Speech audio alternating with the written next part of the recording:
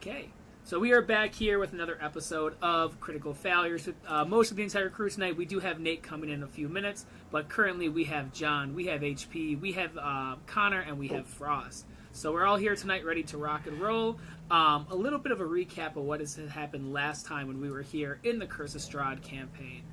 Previously, we have been inside the village of Barovia. Not to get confused, the land of Barovia is the small village inside the land. This location is gloomy, it is dreary, it is a place that is depressing just to even go in passing, let alone live in.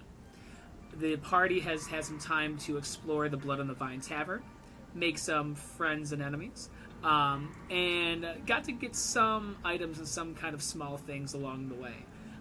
We ended last session, though, finally putting to rest the former mayor, the father of Ishmark and Irina. He was buried inside the church on top of the hill, which is in the village as well. After meeting Father Donovich, who helped bury the body, some of the party decided to leave, preparing to either help Rasmus or prepare to leave with Ishmark and Irina. But two of us decided to hang around a little bit as well. For Jason and for Palin, the two of you are exploring this area, and after the Giggling Maw had a little bit of time to notice a trap door, you guys were able to successfully find that. Seeing some strange writing or some type of symbol on top of it, one of you descended down, Jason, and explored in here, hearing some voices inside. For our friend Palin, he's just being a pal with the priest at the top. But that's where we left off in a moment where Jason ran, I believe, up the stairs and shouted out to his friend Palin at the current time. So, without further ado, let's kind of get started with this. So we are at that church that is on top of the hill. We explored the graveyard. We saw the entire kind of expansive area of that. We saw one of the former mayors be put to rest. And then we made our way on to the large church. Now, that large church over there kind of hangs at the top. But as we left off, for you guys at this moment, I am going to ask right away for us to roll initiation just for turns. Not for any... No one's attacking anyone yet, but for Jason and Palin at this time. Feel free to join that. This is just to have, just in case we need it. And for those that might need some vision, no worries. I'll add you in right now. Damn, these little gifts go crazy, man. A little crazy. The little priest, little thumbs up. Alright. Feel free to add yourself in at this time. Jason, do you make your way upstairs, or do you do anything else at this current moment? After revving up my sword and Palin not hearing it, I'm gonna climb up and yell. Alright, as you climb up and yell at this time, you yell and your voice echoes out towards Palin. Palin, you hear the voice as you see the father kind of opens his eyes with a little bit of concern as he goes, "Where did your friends go?"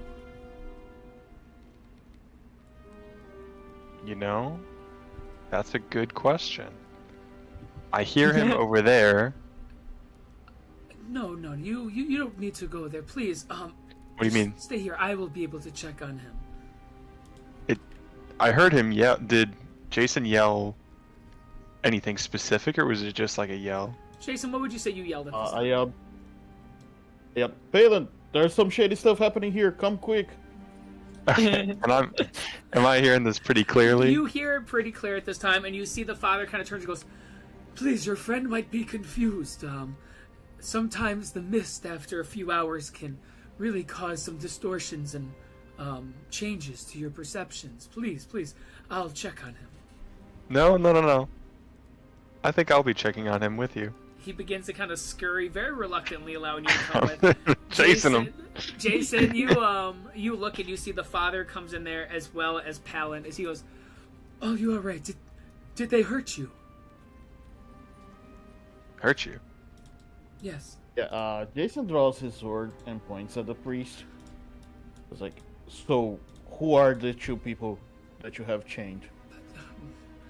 The two people, he kind of looks over at the trap door that's unlocked next to you. He goes, "Oh, I assume you're talking about the Undercroft." Yes. Those two people They're probably just voices because of the mist that you've been consuming. He's going to, like, get closer with his sword and start poking him. Okay. I'm not kidding. Are these two people? I understand the frustrations, but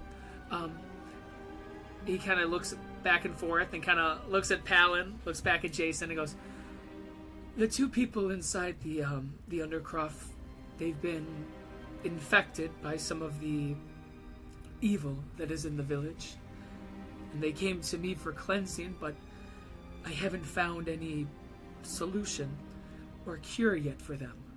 I've been trying to buy time and keep them down there, and I've tried holy water, I've tried the symbols of the Morning Lord, but I haven't found anything that can cleanse them of the evil inside of them." What is this evil? It is a transformation that isn't that into a vampire, but it turns them into this hunched over bat creature. It's almost like a large house cat with wings. Their body shrinks and the bones crackle and bend, and it happens if you've been infected your blood from one of the dusk bats. How long have they been there? You said you were looking for a cure. Is there an actual cure, or are you just whirling? I've been researching and I've been trying to find something that can help, but there still hasn't been anything yet. Palin with 11 on insight, you get the sense that he is stressed out with the situation, but with an 11, you don't know if that stress is for deception or just because of him telling the truth finally about these individuals in the Undercroft. Hey, don't be stressed. We're just looking for the right information here. The truth. The truth. I can assure you that the two of them down there, they are infected. And they're not the first either. There's been several before that I haven't been able to save. They only have about 5 to 7 days before each stage begins to hit their body. Alright, let's go see. Oh, Let's go down there. If Let's you go. all would like to go down there, you can, but I assure you I don't want to trouble anything down there. You're coming too, Papa. Let's go. With a moment of kind of pause, he begins to descend down. Do you guys follow as well at this time? I'm behind him. A healthy distance, but behind him. Okay. As you guys begin to descend down at this moment, you guys are walking down the stairs as it is dark. You can see that there are two silhouettes that you can see kind of against the two walls. But you also see as you kind of make your way around the bend that there's a third individual, yes, down here. A little bit of descriptions of what you guys can kind of see through the darkness. You see an individual that has a very puffy green coat. It almost looks to be like a dress coat. You can see this big brimmed hat, large mustache, but everything is tattered, covered in dirt, soot, and is very dirty when it comes to his exterior look. The other individual you cannot see without getting closer, but this individual you can see has this kind of tattered clothing. You can see overalls that kind of fall off the shoulder. They look to be in pretty bad physical shape. They just look like they're just sickly. As he goes down, it goes, for all of you, I promise that I'll bring a fresh meal down today. You have some visitors. And as this happens, you hear one of them yells, please, he's had us locked down here for weeks. Please, I haven't seen my family. I'm a resident of Barovia. Which one is that that's yelling? That one yelling is the one right down here. And for this individual, he follows and goes, yes, I can affirm. I've been down here for 4 days already. I'll look at the priest. Raise the pumpkin eyebrow. He looks and goes, if you don't believe me, and he kind of points all the way across, kind of in this westward direction in front of him. He goes, check him. I told you that they've been infected. As you walk, Jason, the sand and dirt crackles against your boots as you begin to walk left and right. You approach the father at this time. He points off in this direction to check there, as he just kind of stands there and he kind of dust some of the dirt off of his clothing. Who is the person that I'm looking at? Like, can I see him properly? Yeah, as you get over there, you can see this individual. He is covered and drenched in what looks to be sweat and pus. You can see his arms have what looks to be thin hairs that are growing almost like silvered wires. His hair is receding back, his clothes is tattered, and you can see on his left shoulder is dried blood that's gone from his shoulder down to his elbow. And you can see his eyes are almost fully blackened, as if the pupil has taken over the entire surface of those eyes.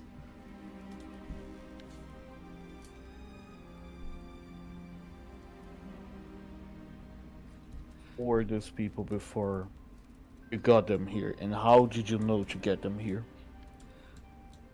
Every time somebody has been bitten by one of these bats, they've come to me for help. And I've tried prayers, I've tried rituals and incense, but they just get worse. Some of them have came and asked to be down here until the cure has been made, where other ones, their families have dropped them off. But it's my burden to keep them down here until they're fixed. And he's the one who's the farthest down the line. He doesn't have more And than when they 48 can't hours. be fixed,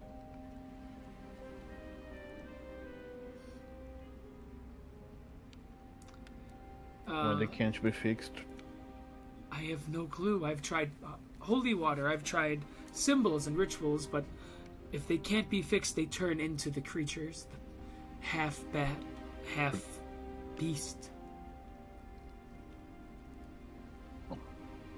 do you kill them when they go that far, or do you just release them in the wild? Yes, we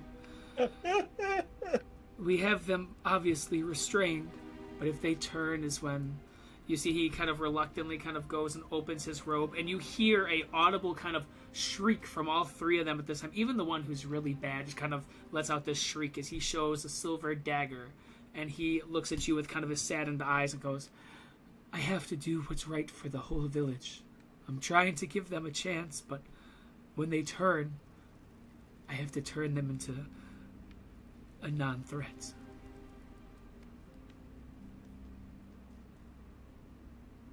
Jason is going to sheath his sword.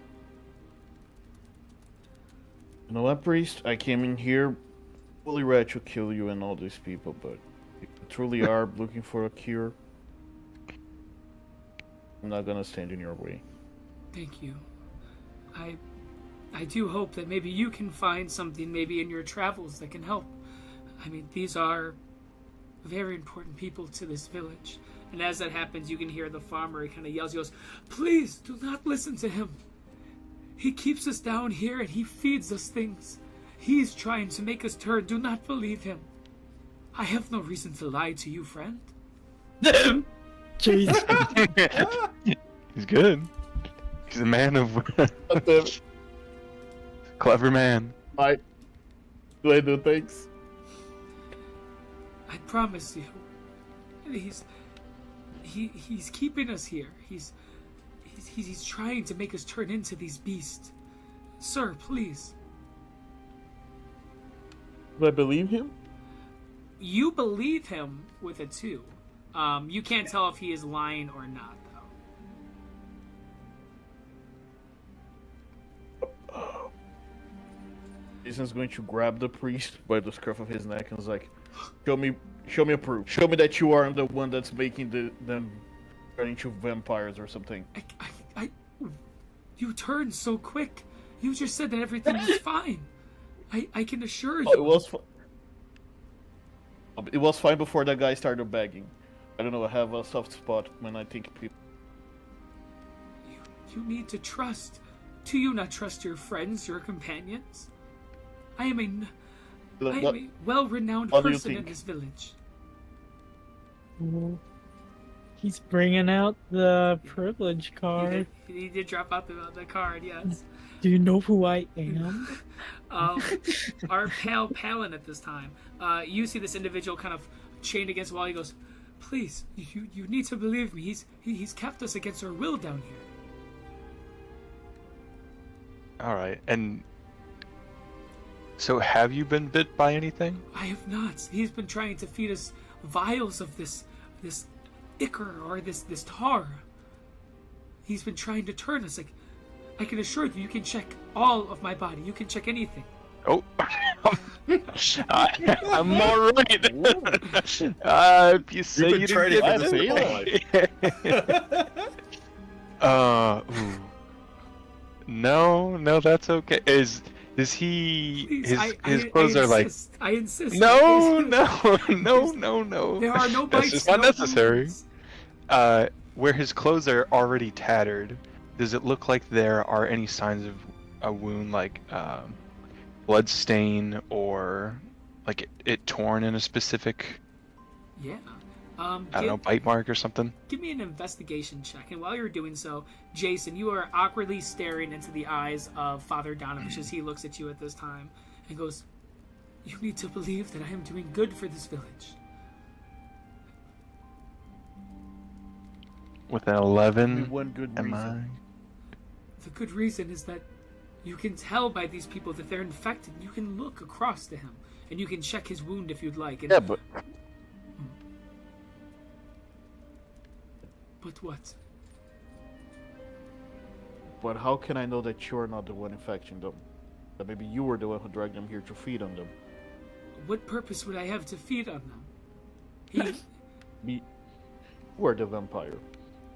Do I look like I can fly and run around?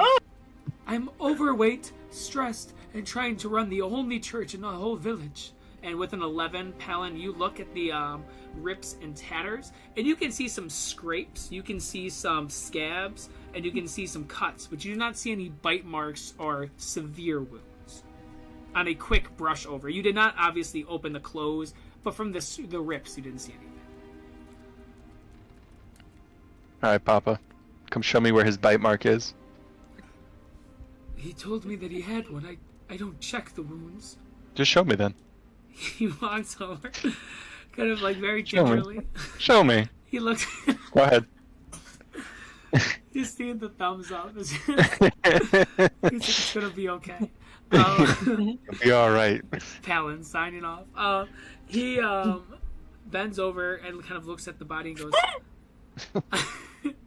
"Take a breath." He goes, "If you look," and he kind of begins to lift the arm up, and what you can see is there's a rip under here, and you can see there is dried blood. He goes, "I told you. I don't check them out of respect, but I told you that they've been bitten." Okay, but do I see a bite mark? You just said dried blood and some tattered clothing. That's nothing. Give me a medicine check. A medicine check. We need a good roll. 15. Okay. 15. You look and you can Was see... he bit? You can see a wound, indeed. But this wound looks to be a straight line gash. Liar! You liar! This isn't looking good. Jason, take a look at this wound. This bite mark. I can assure you that there's no reason for me to lie. I promise. You're not going anywhere. No, I'm grabbing him. As you touch him, you see him lets out a whistle. At this time, give me a Constitution saving throw at this moment and a Dex save from Jason at this time. No. Okay. An 11. Oh, these dice. That's like my fourth 11. Go, Jason! You're getting him out the way. Jason! You're getting him out the way. At It's this your time. lucky number. 11 was my initiative too. This can't be And your happening. investigation, it's looking like 11's your number. And my today. insight. He's like, no. He's about to be 11 feet under this priest. You watch as he lets out this whistle, and you can actually see the white, kind of pale skin begin to melt off of his face like candle wax. And as this happens, you can see that there's a rotating mist that kind of goes around him at this time. With a constitution of an 11, you feel a necrotic hug begin to wrap around your arms and legs, and you feel that life essence begin to get sucked from your body at this time. As that happens, I'm going to ask for you to roll a d4 for me. Ooh. Okay. Can't get an 11 on that. You can Two. try.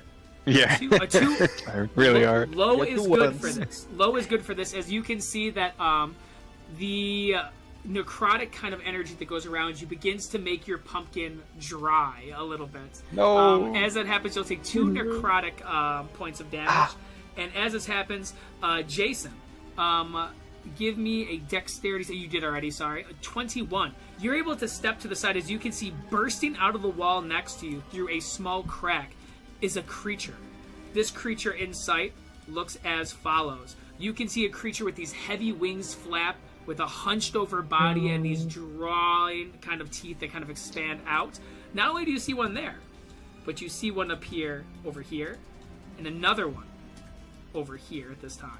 You can see 3 of these creatures kind of move and kind of twitch their body. And Father Donovich also looks like he changes a little bit, as in your sight you can see that his clothes has kind of fallen off, his hair has fallen, and in its place looks to be this hunched over villainous creature with this bald head, these gnawing teeth, and these long ears that kind of protrude outwards at this time. They are going to roll their initiation also at this moment. Okay, this one rolled the best, which was the bats. But the other guy did not roll as good, so that's a good thing. So the bats will roll with the 18. Our buddy here, the priest, who was just trying to help people out, rolled an 8. At this time, we are going to start with the bats. As these creatures come out, they begin to move their head, and they are going to fly right towards Jason with the first one. Palin, this one's going to fly your direction at this time, making his way over the other one as well, flying with full speed your direction. They're both going to try to bite you, Palin, one towards you, Jason. Jason, the bite your direction is going to be a 14 to hit. That misses. That will miss as it kind of bites and hits against the wall. As this happens, you can actually see the fangs let out this black kind of goo that splatters against the kind of stone siding, and you can actually see it melting a little bit of the stone and dirt. 2 attacks coming to you, Palin. First one is going to be a 12. I'm good. Doesn't hit. Second one is going to be a 15. That'll hit. That bite is going to come your direction. You're going to take 2 points of piercing damage and I need a Constitution saving throw at this time. No. In 11, you gotta be shitting me. 11 is tough. Just fixing these boxes real quick. You're kidding me. With an 11, you are not in a good spot with that. You are feeling a searing pain begin to protrude through your body at this time, and you feel a burning feeling at this moment also. As that happens, you will take an additional 2 points of damage. At this time, is there anything that you are thinking or saying at this moment? Ow. Jason, release him if you can. And I'll point to our fellow over here. Yeah. As you let out that kind of cry for help to your friend at this time, that voice echoes out there as we're going to switch over to Jason. Jason, see this creature by you at the current time. What do you do? He's gonna turn to the farmer. If he believes you, will you help us fight this evil vampire and his minions? I barely have enough strength as it is. Okay, then save your strength and please stay alive. Right. Jason is going to dig in within himself and he's going to reach. But the shadows in the room just become a little bit thicker, and it also seems like the wind itself is blowing towards his direction, like he just became the focus of everything dark in this room. Mm-hmm.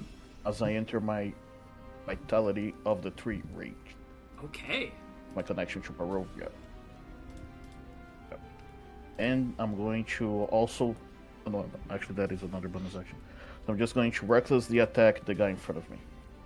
Recklessly attack. Let's see it, my friend. Oh, baby. We're ready to rock and roll. You don't want to attack this guy next to you? You really want to go for that, Yeah. Will you help us? Yeah, I'm going for the I bet. can't.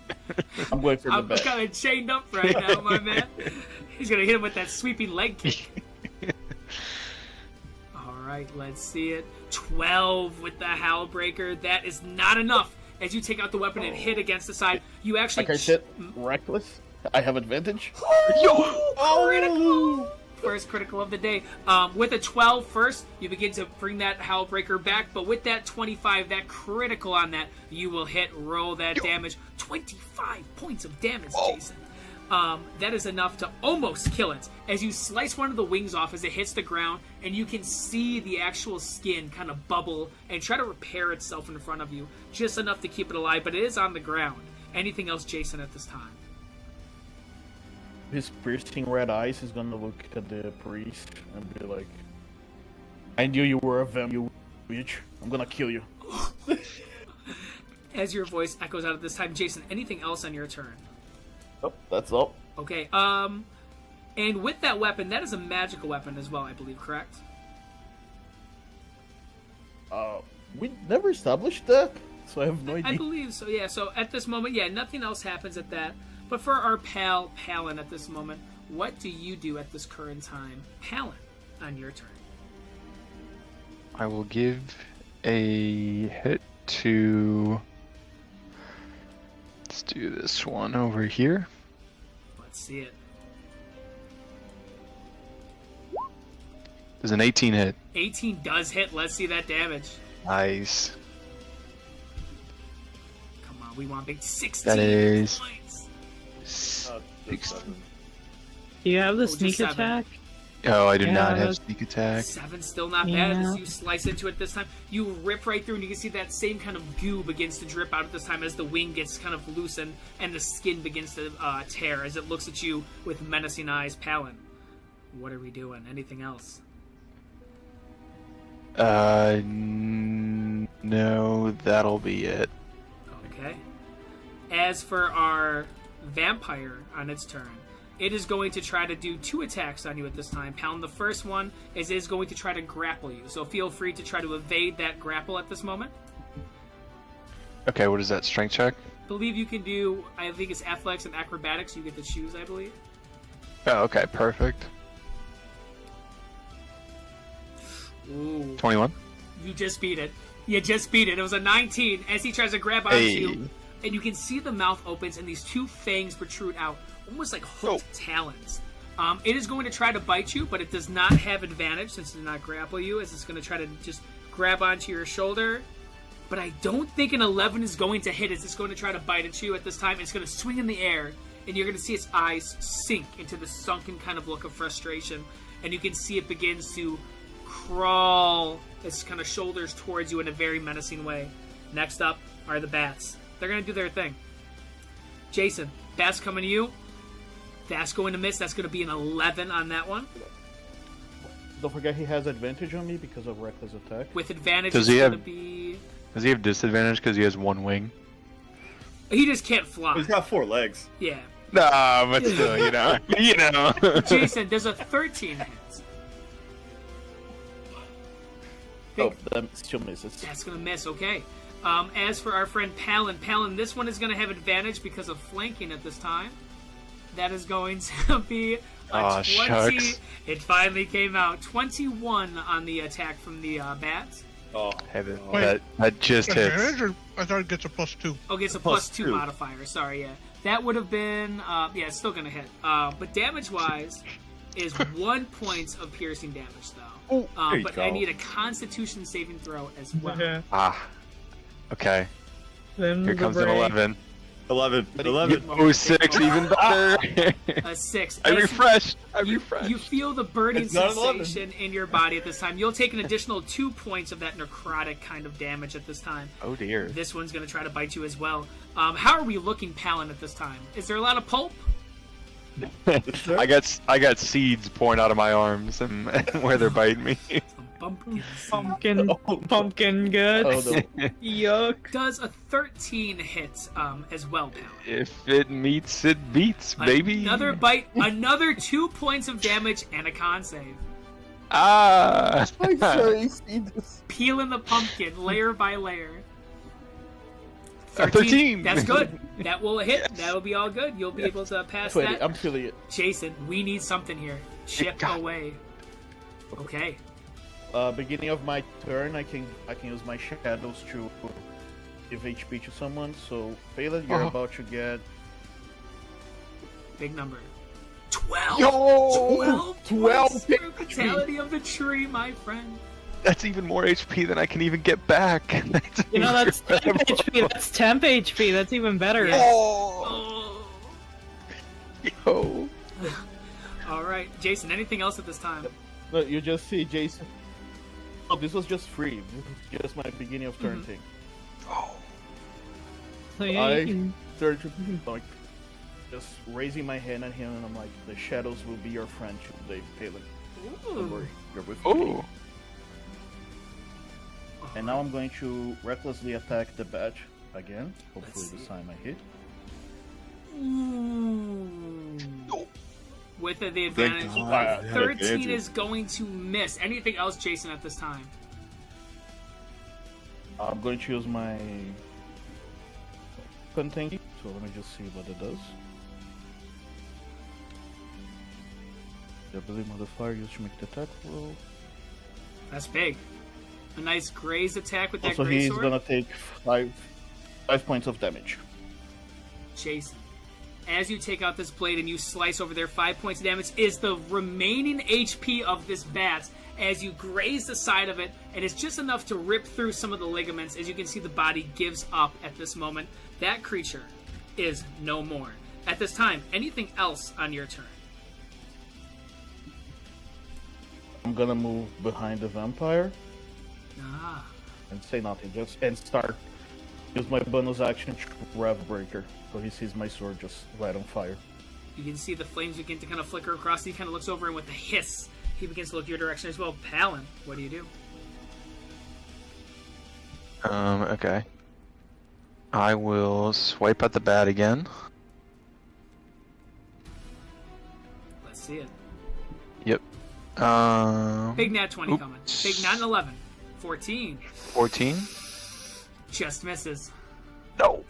Just misses. Okay. Anything else, Palin? Jason is not considered within 5 feet of me at the moment, correct? He is 10 feet away, correct. Okay. I will take cunning action as my bonus action, and disengage, and I'm gonna slip right over here. And now he's within 5 feet of me? Correct, yep. On the diagonal? Alright, perfect. I will also stare at the vampire. Okay. And as that happens, Palin, anything else on your turn? That's it. Okay. As for the creature on this turn, you guys watch as with that dead bat, you can see that there's pain that is grabbing into his stomach at this time. I'm going to ask Jason to roll a d20 for me at this moment. Big number. The higher, the better. 3. You did it. All right. We're saved. He lets out believe in you. a groan as he'll take 3 points of damage from the death of that bat. But it is his turn now, and he is not happy. At this moment, you're going to see that his hands begin to kind of move in this kind of beast-like way as he is going to try to use a claw attack on you, Jason, and a claw attack on you, Palin. Jason, that claw attack going your direction is going to be a dirty 20. Damage-wise, we are looking at... Oh, it's with... Is it with advantage, I believe, with Rage, or... He went reckless, so it's with With advantage. Reckless, yeah. With advantage, same thing, just one more higher. Damage-wise, coming your direction, though... It's an advantage because I recklessly attacked. Gotcha. Damage-wise, okay, the lowest it could be, though. 5 points of slashing damage, but I need a Constitution saving throw. Very important. 9. Important that you got that low roll out the way, so no other ill effect right there. Is going to try to attack you, Palin, on this one. That is going to be a 16 to hit. That'll hit. Damage-wise, coming your way is going to be also... My god, dude, I cannot roll either. The lowest amount, that's going to be 5 points of damage, but we need that Constitution saving throw. He did not succeed with that 9, correct? There's just no... 7 save. It's lower. 9, 7. There's no noticeable. There's no noticeable Ill effect, effect correct. yet. Both of you did fail those 2 rolls. And also, as this happens, you are going to see his hands begin to move, and with the snap, you're going to see this kind of wave of energy go out. I need the two of you to give me dexterity saving throws at this time. 20's great. You're shitting me. Set. Dude. You get flown What back is- 5 What is with you and saying throws today? and I've got prone. nothing above this. Um, I'm prone. You are No. prone and you fell 5 feet back from this wave of energy. At this time, the bats are on the attack. As this No. one is going to move up 5, 10. 5, Leave me 10. alone. One attack each. Jason, the first one's coming to you. That's going to be a 12, which I think misses.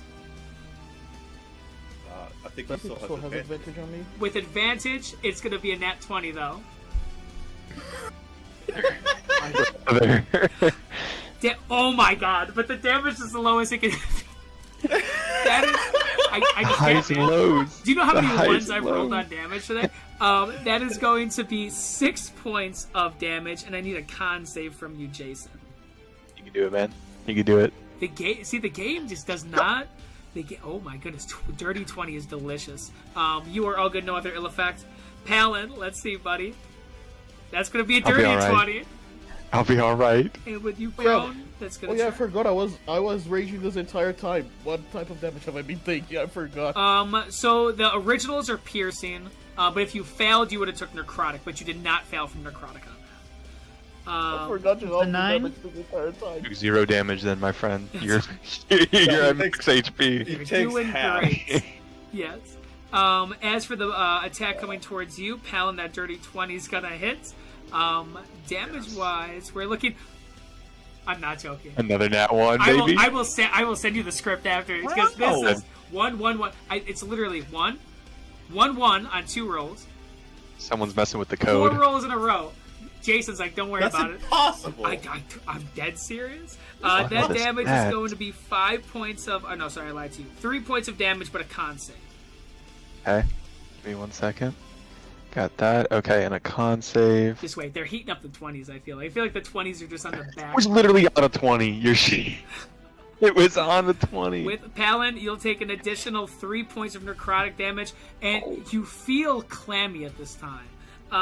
Next up is Jason. What are you up to?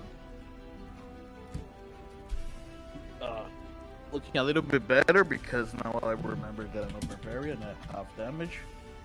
I move here without causing attacks of opportunity. Are you going from here, just right there? Correct. Yeah, you do not have any op attack from that movement. Just moving this diagonal. Oh, you're right in the middle, man. That's a dangerous spot to be. He's good. I want you. I cannot let my pumpkin man be. Also, I don't know if you still have 10 HP, but you gain more because you're my only ally here. It's like, please, I'll take sir. it. I'll take it. 6 Can I HP. have some more? Can I have some more? 6 HP. He's just nursing you. I don't know if the 12 Wait. was already being used. He's what? He's just nursing you back to health. Okay. Jason, what are we thinking on this turn? So that's just The that is passive. just if the 12 have been used because they don't stack. So like if he has less than 60 10 HP, he's now at 6. Perfect. So I had 1 HP left from the 12. Attack, yeah. So you have So- 6. I have 6. Okay. All right. Okay, so that's good. That means you haven't been taking damage. Yes. A 14. That's 9. Ooh. 16. So we have. Did you do the bite as well at this time? Oh, no, that was just a misclick. Okay. With advantage, the 16 does hit. Are you going for one of the bats or the vampire? I'm going for the main vampire. Got you. Let's see it.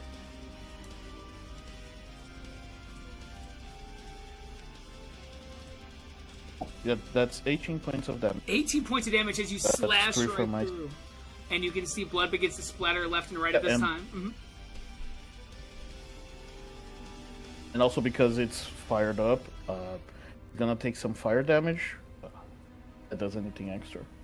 The fire damage doesn't do any additional, but it will take that full damage at this time. And you can see that there are visible wounds on this creature at this moment as it looks at you with these kind of sunken eyes and a gritty kind of smile at this time. Jason, anything else on your turn? Bonus action, I'm going to rev up the sword for my final slash, and that's gonna be it. Okay, Palin, we're on the ground, but that's the lowest place we can be. What are we up to? From this perspective, do either of the bat things look more damaged? This one looks like it has taken some partial wounds. This one has been Okay. untouched. Okay. I'm going to stand up and swipe at this guy. Let's see it. 16 hits. hit? That's big. That's big. Excellent. So we're going to do... So that'll be 12 total. 12 total. Still alive, but barely. Anything else on your turn? No, that's it. Alright. Moving on now to our vampire friend. He is going to try to bite at you, Jason, at this time. Call him a Walmart kid. Bite's coming that way with with advantage because of the rage. That is going to be an 18 on the bite, Jason. You're muted. He's like, there's nothing to say. That bite's coming that direction. There you go. You're back. Attack, man. He doesn't accept your attack. That is going to be 6 points. I refuse to take damage. I turn. Yeah, it's like, no thank you. 6 points of piercing damage. But in addition, you're going to be taking 7 points of necrotic damage. And you can see that some of the wounds in the vampire begin to heal at this time. No. That will be his turn. The bats. At this moment, they're going to be looking over, and they're going to do one attack of each. One on Jason, that attack's going to be a 9. The one on Palin is a 19. As that one hits by you, Jason. 2 points of damage, and, the con save's going as well at this time. Sure. Like concept. Whoa. 14? 14 succeeds. That's going to be their turns. Jason, let's cook, buddy.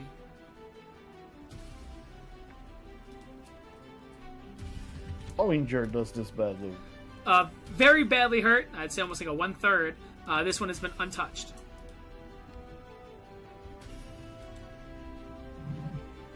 I'm going to attack the injured bat recklessly, just to try and finish it off.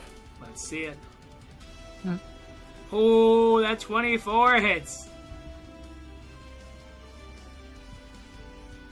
Damage is enough, 13 Jason. points of damage. Is that 13 points of damage altogether? Yep. Perfect. As you rip right through this creature, you can actually see that you snap the vertebrae in the spine of this as it gets cut in half. This creature is no more, and I also need you to roll a d20 to see how much damage our friend takes at this time. And since it's the second bat, make it a 2d20. Wait a Roll. second. I feel like he's pick luckier than and you me. pick the highest number.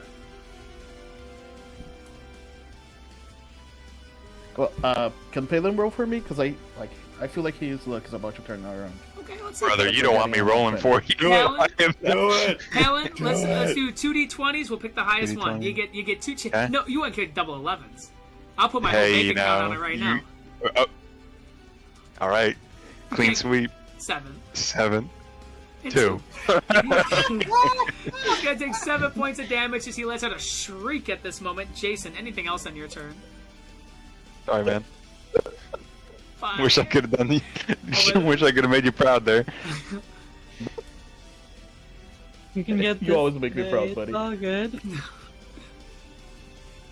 You got this, Palin. That is That's higher than all the for last me. one.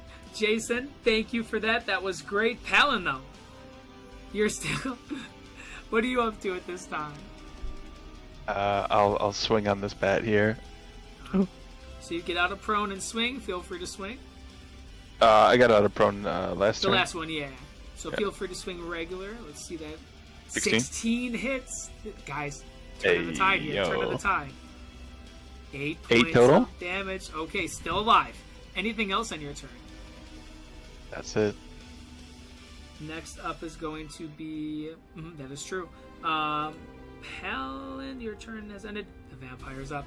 He is going to be looking over. I'll move him out the way. He's going to move over here with advantage on you, Jason. The first one is going to be a claw attack with advantage. That's going to be a 19 on the claw. Damage is looking like 8 points of slashing, and I need a con save.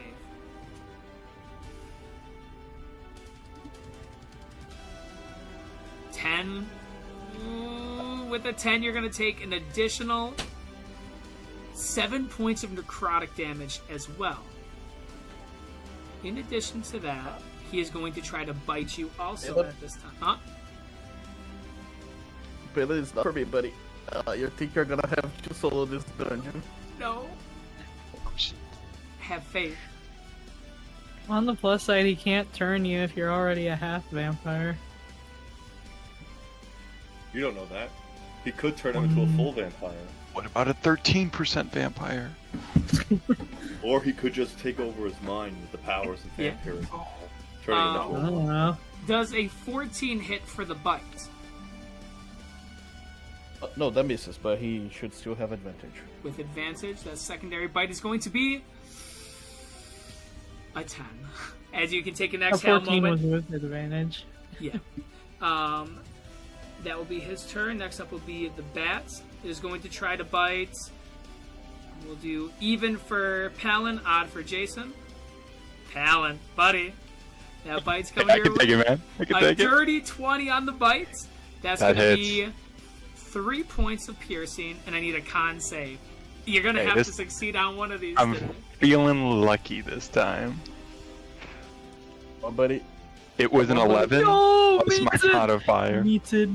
Okay. Let's go. Next up is Jason. You said, 3 on the bite? Correct, just From 3 before that, okay. piercing on the bite. Okay, Lucky cool. 11s, yes. Jason, he's going to raise his hand again and be like, Palin, don't forget, the shadows walk with you. And again, I'm going to give him 10 HP. Our pal. Oh, And I'm shadow. gonna keep attacking. Keep scooping up those pumpkin seeds. That attack 22. Is that for our vampire or is that for our bat? For the vampire. Let's see the damage. I will not forget to use my trait this time so I can reroll my damage die. Yeah. Oh, shit. You're all good. The initial is a 9.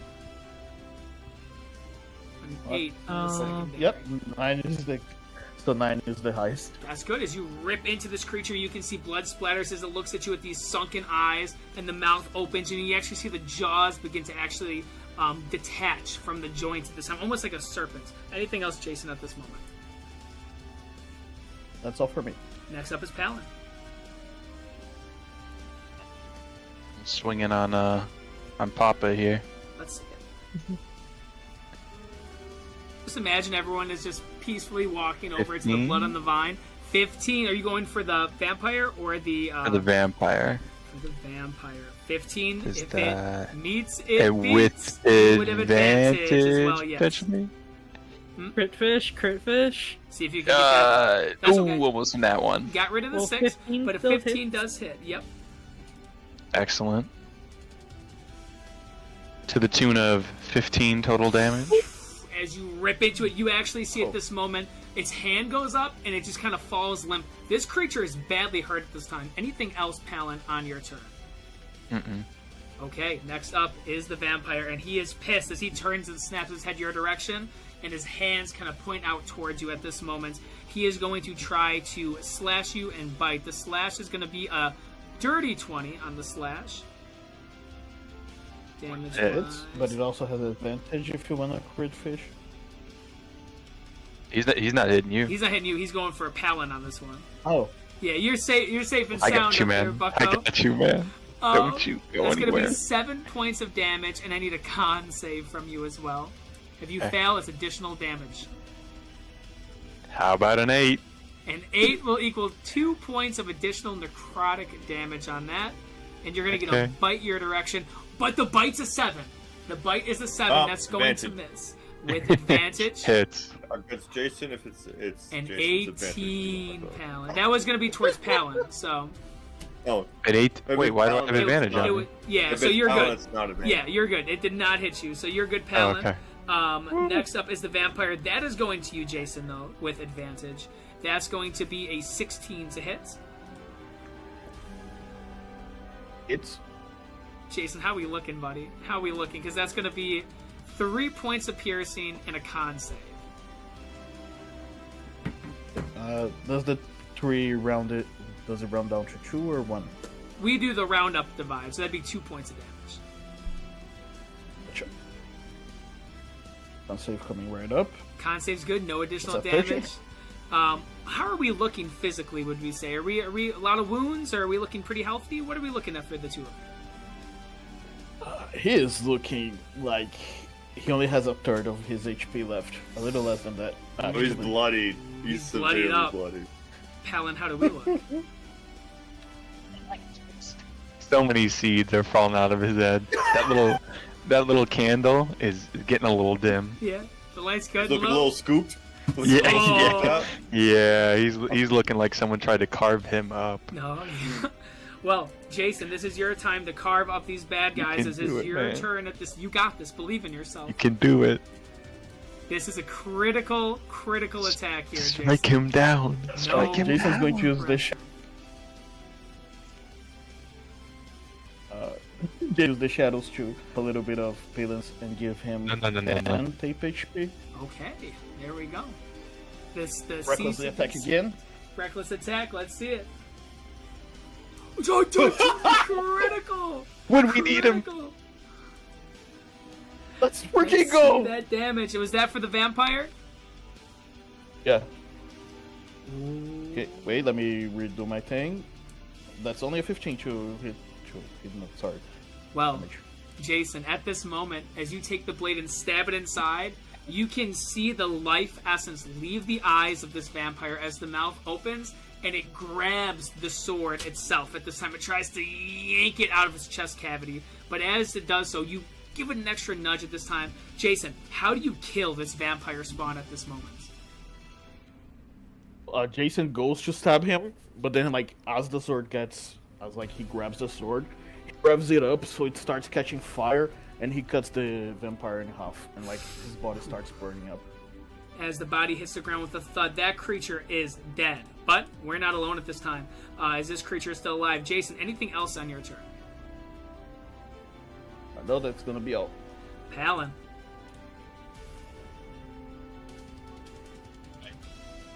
Let's clean this up here. Taking my swing. 16. 16 hits. The tides have turned. A 19 on the damage. It is barely alive by a scratch. No. Anything God damn else it. at this time, Palin? Have No. any rogue shit? Come on, you're a rogue. Don't you have unlimited bonus actions? I wish. Okay. I take my bonus action with cunning action, and I disengage. There we go. Later, Skater, as you move out the way at this time. Next up is going to be, I believe, the Bat. The Bat is going to be going for Odd Jason, even Palin. Palin, he wants you, buddy. Why? That bite coming your direction is going to be a 17, which will hit for 6 points of piercing damage, maxed out on there, and a con save coming as well. That 10 HP that Jason, was that to himself or to moi? To me? Okay, All thank of the temp HP have been given to you. You're so generous, man. I would have been down. That's good. Thank you. And a con save. Big roll. Natty 1, baby, natty 1. Oh, in addition, you are going to take an additional 10 points of necrotic damage. I am down. Good night. You watch, Jason, as this bat flies over and just bites a hunk out of his shoulder as Palin is down on the ground at this moment, and he is looking like he is in a bad spot.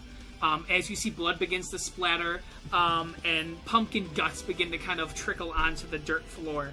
You see the bat looks at you and kind of hisses at this time. Jason, what are you doing with this vampire? What are you up to? Balin, real quickly. Have you been adding like all the temp HP that I've been giving you? Just to make sure. Not past the threshold each time. Okay, no, but okay. I get it. I haven't stacked it. It's just been up to the max yeah, each you time. shouldn't. Okay, cool. He Let's goes, hope that maybe you "Good had night, sweet forgotten." prince." No, yeah, I'm down. Big down. But that hits. Up. Damage coming in hot. This might be enough. It should be. It's got... Oh, yes it is. 15. As you hack and slash through this creature, blood begins to splatter all different directions. As this creature, yes, indeed, does die at this moment with a screech. Now 3 dead bodies of these bat-like creatures and a dead body, a corpse of this priest. At this moment, the only thing that matters, though, Jason, in the middle of this pile of death, is the dying. And that is your friend. As you can see, Palin is on the ground. Humpty Dumpty style. You can just imagine a split in the pumpkin. He is not looking good. He is dying at this time. Jason, what do you do? He's gonna look at the room and start yelling. Do any of you know medicine? Can any of you help my friend? I guess, do any of you know gardening?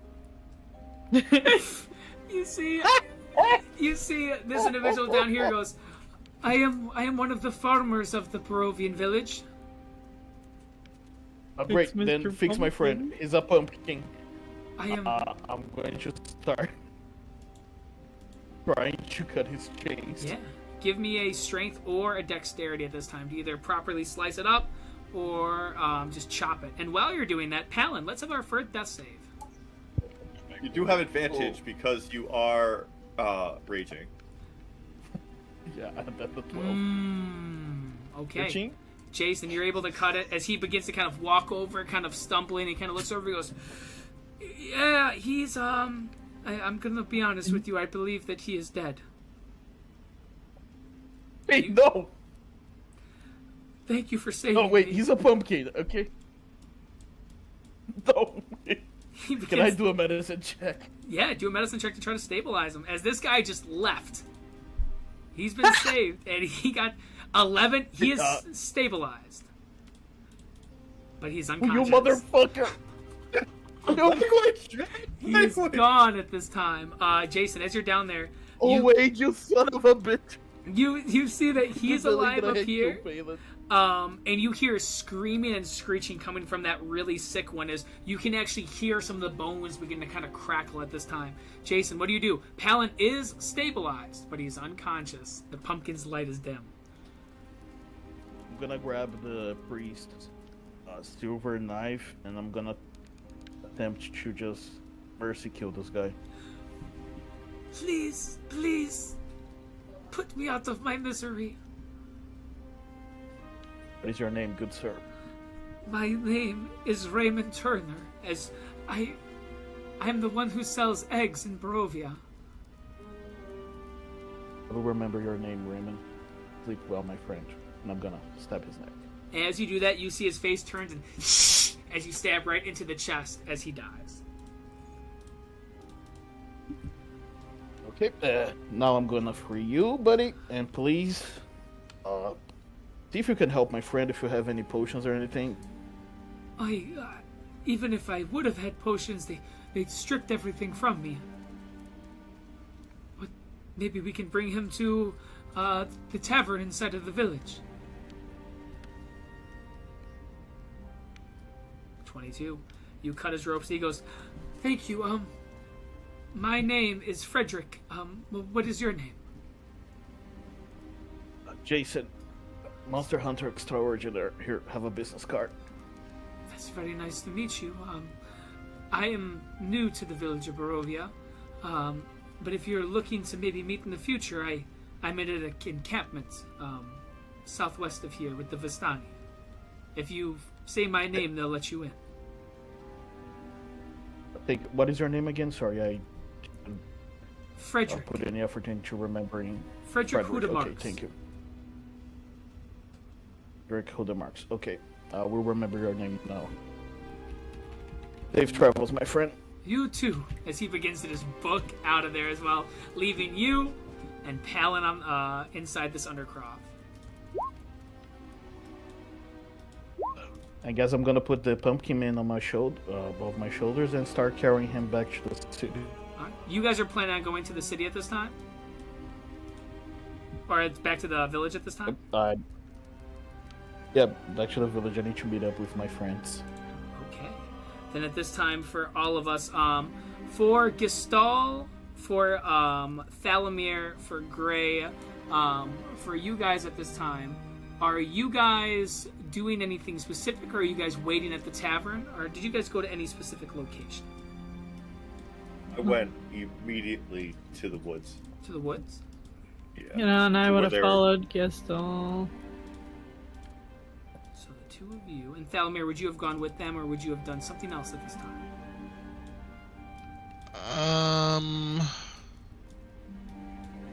What are you going to the woods for? To look for the child? And Rasmus, I think.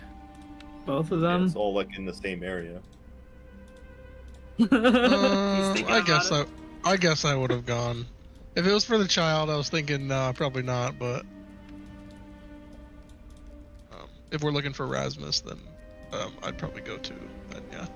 For sure. Then for those that are looking for the three of you, give me survival checks to try to track him at this time to see if you guys can find any of the tracks of his horses, or if you would like to do an investigation to see if you can find any of his supplies or anything he might have left. 23 on the survival for Gray, a 19 on the survival for our friend Gestalt. We're stealing all the luck from Palin today. Mm-hmm. Palin Watch has this, nat 20. We've Watch this. siphoned it Watch this. off. If my sheet will overload. We've siphoned it off. You've just got 11s now. You've just cursed yourself, man. Yep. Congratulations. I don't care. That means that you'll roll better. No, it doesn't work like that. Curses stack. Yeah. These videos are like bricking my game. Dude, get a better Uh-oh. computer. Yeah. Get a better code. Download the app. Roll Yeah. from your phone. There it is. That's, Put it in, that's a good plug. Put it in rice. Yeah. True. Oh, here we go. Okay. it's Survival. Yeah, or There an you go. investigation. Definitely not investigation. Yes, found. Okay. Hit that alt 4. I've hit it twice. I don't know why it's not Uh-oh. rolling. You know, it does that sometimes It's when gonna roll it's feeling 3 times. laggy. Watch. Yep. You know, that it happens. It used to happen all the time with mine. If only I could intimidate the clues. Yes. Just scowl at the ground until all the footprints It's point like, themselves there they out. are. Can you remove all the video avatars real quick? I want to see if that's actually the problem. I'll just switch pages for you. Yeah, or go to a page without any videos. Oh, that's Like even trying to drag the screen, it's like it won't. Yeah. I don't know. Might be good now. You might want to try. But at this time, for those two rolls that we have, the 23 and the 19, I like that little flame right there. You guys have been traveling around the outskirts of the village at this moment. Your two friends are probably okay, at this time at that church. But for the three of you guys at this time, you guys are exploring just on the outside edges of this forest. As you guys are exploring around over there, you guys do notice some horse tracks. You also, there's that 12. Yeah, it's literally the videos. Everything works perfect now. That's so Whoops. stupid. But as you guys are kind of looking around at this time to kind of find any additional stuff, you guys do see off kind of towards the edges of the woods, you can see that there is a small carriage, and you can see that there is indeed what looks to be Rasmus. You can see that he has his clothes mostly off at this time. When it comes to the top, just a very thin shirt, as he has been chopping wood, and you can see he is kind of piling those up into a large pile. He looks off into your guys' direction, and he kind of gives a quick little wave to the three of you. Is there anything you guys say or do at this time?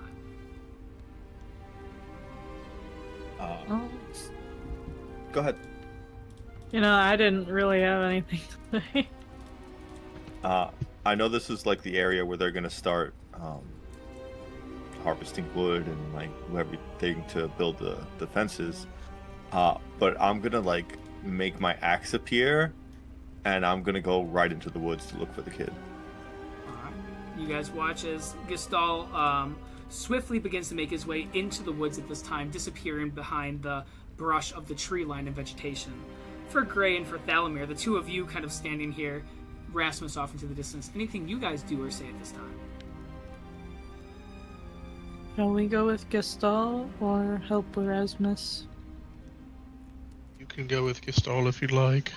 I think I would rather set up defenses so we can get out of here as soon as we can. Very well. I will go with Gestal then. It's best that we all have at least one person with us at all times. Me and This is a Rasmus will be hostile fine here. environment. Good luck with defense building then. And I'll go off in the direction of Gestal. Yep, I'm gonna start chopping wood and making spikes and all that fun stuff. As you begin to work on some of the spikes and you begin to work on some of the wood at this time, you see Rasmus is working with you. Feel free, whichever one you would like to do first. Would you like to chop wood, or would you like to craft some of those spikes and things? Do we have enough wood to make spikes? He has a pretty good pile already, but the more wood the better. I guess it doesn't matter. I'll chop some wood. Yeah. Give me an athletics check at this time to chop some of this wood, and then also a D100 as well. Ooh. It's been a long day. As you're kind of chopping some of this wood, you get a few decent, what looks to be like sticks, twigs, and a few small bits of lumber. But with that 70, you get the sense that this is going to be a longer task as this hour goes by for you. For Gestal and for Gray, what are you two up to at this time, as you guys are kind of on your own at this time in the forest? We're supposed to be looking for a child corpse, so I imagine a lot of that. There hasn't been, no one's gone in here, really. So it's got to be pretty intact as far as anyone that would have been there beforehand. Because it's not like someone's covered up tracks, there's been multiple footprints. So I'm just going to keep my eyes out for any kind of sets of like footprints or anything that might indicate something that wore clothing or boots would have walked through. Yeah. And every little while I'm going to mark a tree with my axe so I can kind of find my way back. As you do so with that survival check as well earlier, you begin to make your way deeper and deeper into the woods, responsibly keeping your way back intact as well. Gray, as you're going with Gestal, is there anything you say or do as well during this time? No, just looking for, signs of the child. I could, are there any small animals or anything like that around by any chance? Give me a perception check at this time. Well, perception, am I perceiving? With a 15, you don't see any animals in sight currently, but you do give a good kind of glance over in the area. I was hoping maybe I could talk to animal, but I don't got an animal to talk to, I guess. For the two of you, give me D100 rolls. You want to get 90 or above. Oh, easy. Easy. No random surprise encounter, because that would have been interesting, but you guys begin to look around at this time. And Gestal, You do see some area where there are some broken twigs, as if something has gone through. But another thing that you do notice is there is a small path where some of the bushes have actually been kind of bent downwards, almost as something has kind of pushed its way through. That's something that you do notice. Do you continue the way of some of the small broken twigs, or do you follow the area of that pressed down bush? I want to send Ixik out where that bush was like cleared, and send him a couple of like, a good distance ahead, so that way he can communicate if he sees something. But I want to look at these branches, these broken twigs, and try and see if I can discern anything that might have happened. Oh yeah. As you look at some of those twigs and everything, give me a nature check and then a perception check for our giggling maw at this time. 13 on nature. Maw is perception. I can help with nature check if you want. Or give one of my own. You can Sure. add a nature Whatever. as well at this time, yeah? Since you guys are kind of looking around. Shit! Ooh, and that I had a 20. +7. I had a +7 to that. Man, you're right about curses. Yes. I should have kept my fat traps shut. You guys look around and you guys do see that the twigs look as if something has kind of just walked its way through. It looks to be a larger creature, so something larger than perhaps a missing child. The bent over bushes almost looks as if something has been dragged over them. That's something that catches your eye at this time. All right.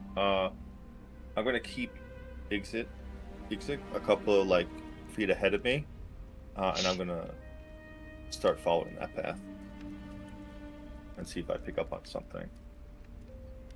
Alright, let's go. As you guys begin to go that way, at this time, back to Thalamir. Hard worker, man. Putting in that work over there at this time. Oh, yeah. Give me another athletic check at this moment, and then a D100. 51's not bad, actually, for this. Athletic. 15. Thalamir, you do find something as you are chopping some of these trees down. You notice one of the trunks snaps and actually kind of falls open, revealing what looks to be a small burlap bag. It looks old, and it looks to be made out of woven together vines and roots. This is something that you notice at this time. I guess I'll look at it. Open it up. Do you look inside the bag and everything as well? Sure. Interesting.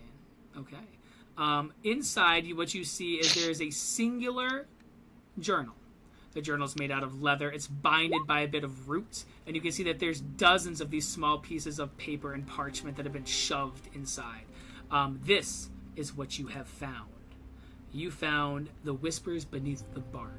You can see it looks to be an old druidic journal that has a mix of druidic and there looks to be handwritten common to kind of transcribe some of the writing in here. So it is legible and it is readable even in common. But there are some of the things that you can see in there. It says a little bit, as you take a peek, it says, "I write these words not for glory, but for the green that still sleeps beneath Barodia's cursed soil. We came here after the mists have lifted, after his death. For 23 years our circle lived in peace. Trees rose again, flowers dared to bloom, even the wolves sang more gently in the night. But the peace never lasts in a land this haunted, for he returned. The land shuddered once more and darkness fell of ash. One by one my brothers and sisters were hunted by black-furred beasts with eyes of hellfire. They didn't howl but laughed, hellhounds. I buried Alder under a flowering oak. I burned Myra's body so the hounds wouldn't defile it. There's only me now. If you find this, the wilds must never give up. Not ever.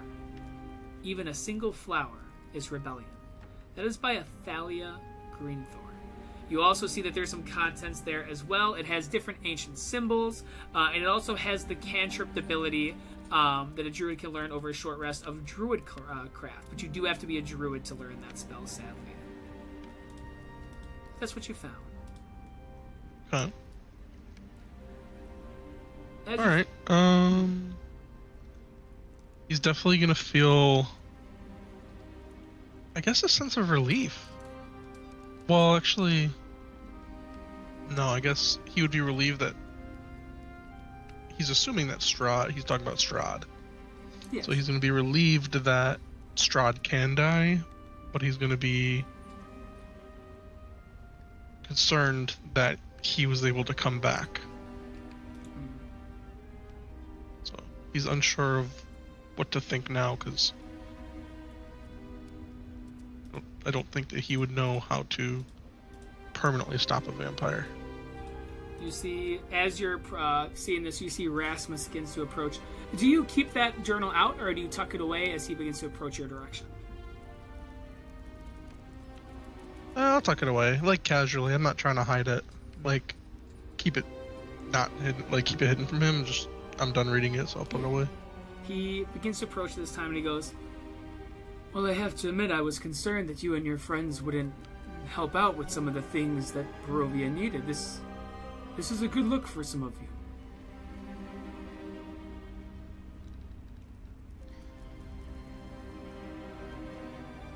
It's hard. There's a lot of things to do in such a short time. I mean, between burying the mayor and defenses, and before we came into town, there was this old man who was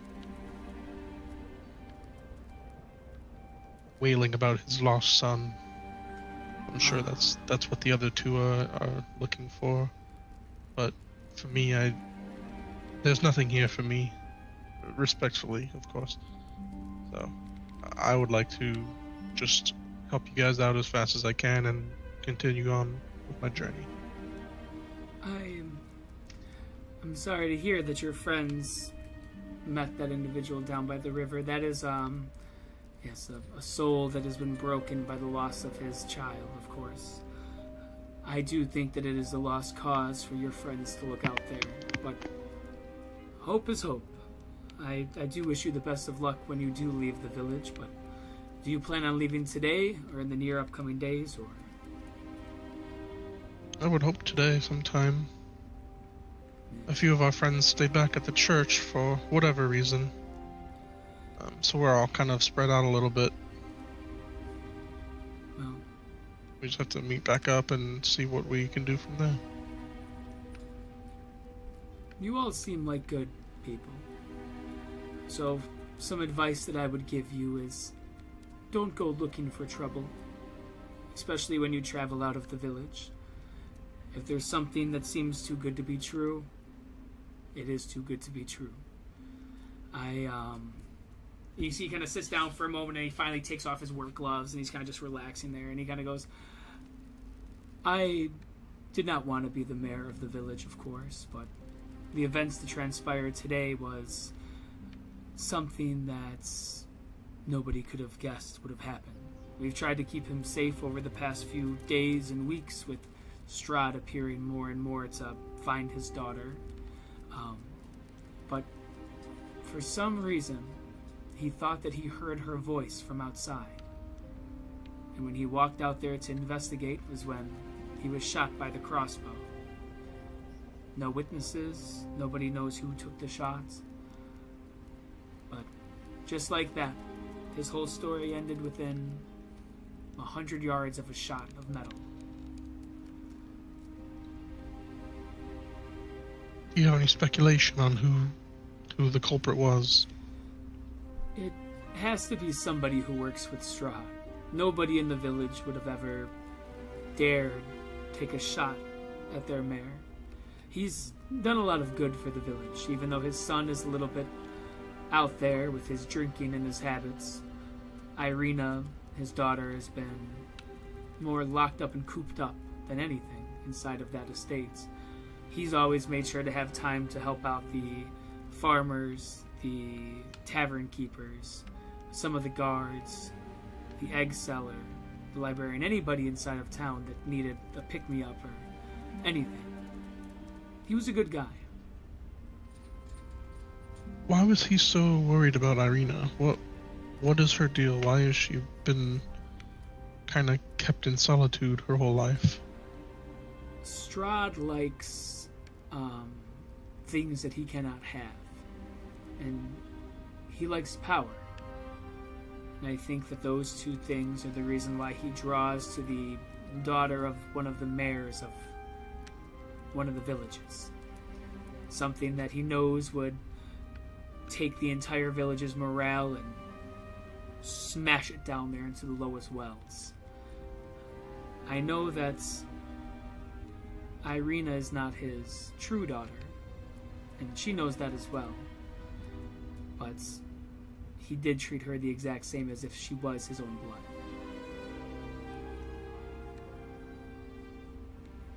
Who are her parents? Not of this realm.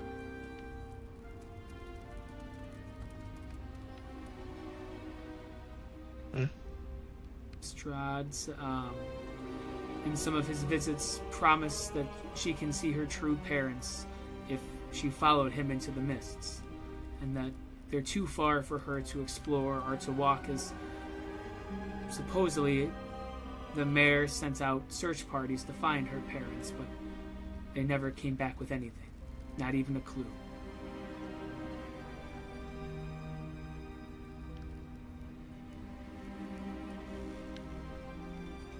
If you had to ask me, I think that the idea that her parents are not of this realm is just a lie to try to get her outside like her father did.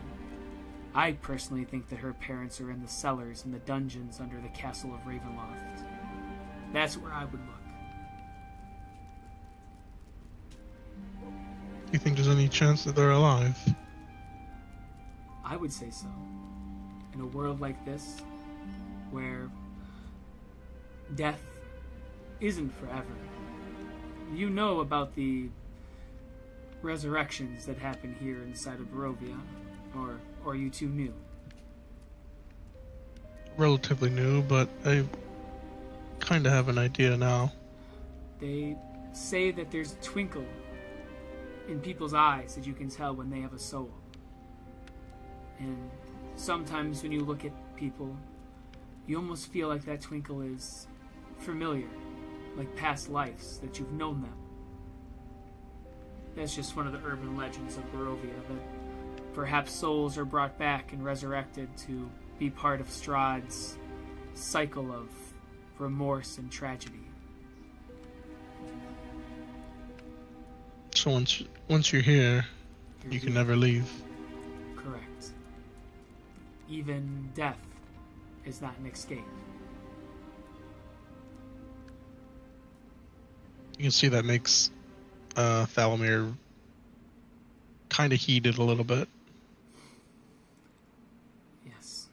I fear that perhaps somebody like me has probably gone through this several generations. But I do know that there were times when Strahd was stopped. For decades. There are ways to kill him. Or at least subdue him. My goal is for one day that's not only can he be defeated, but he could be put back into that coffin, or wherever he lies, forever. There has to be a way.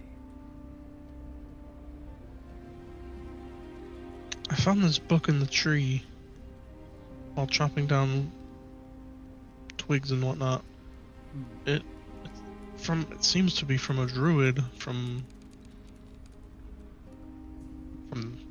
long ago. I'm not sure when, but they said that he did die at one point for a few years, and then he was brought back.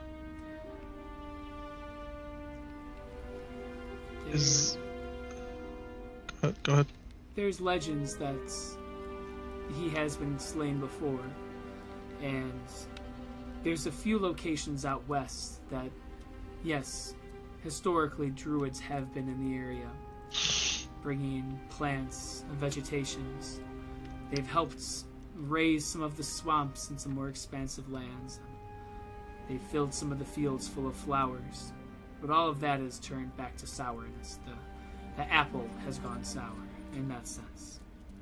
I don't think that there were druids here for decades or centuries, though, from now.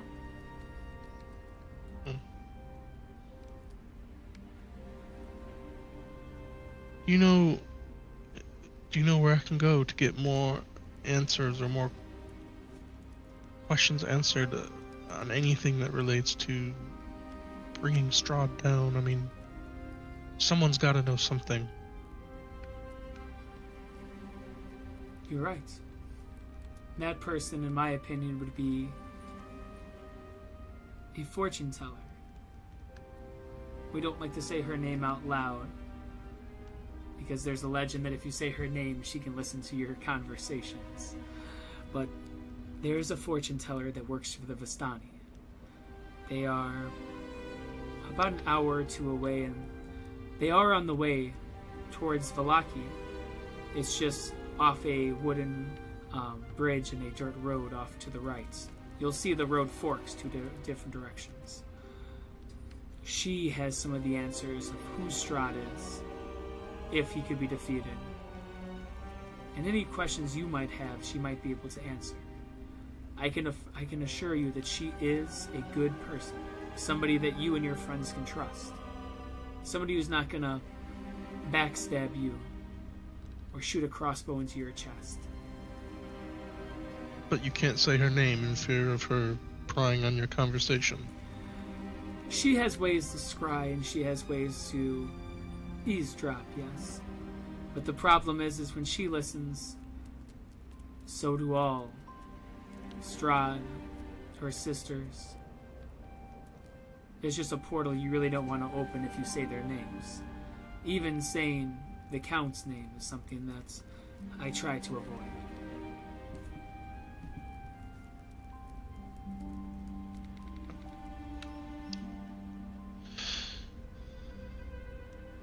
Right, I'll keep a lookout for this fortune teller.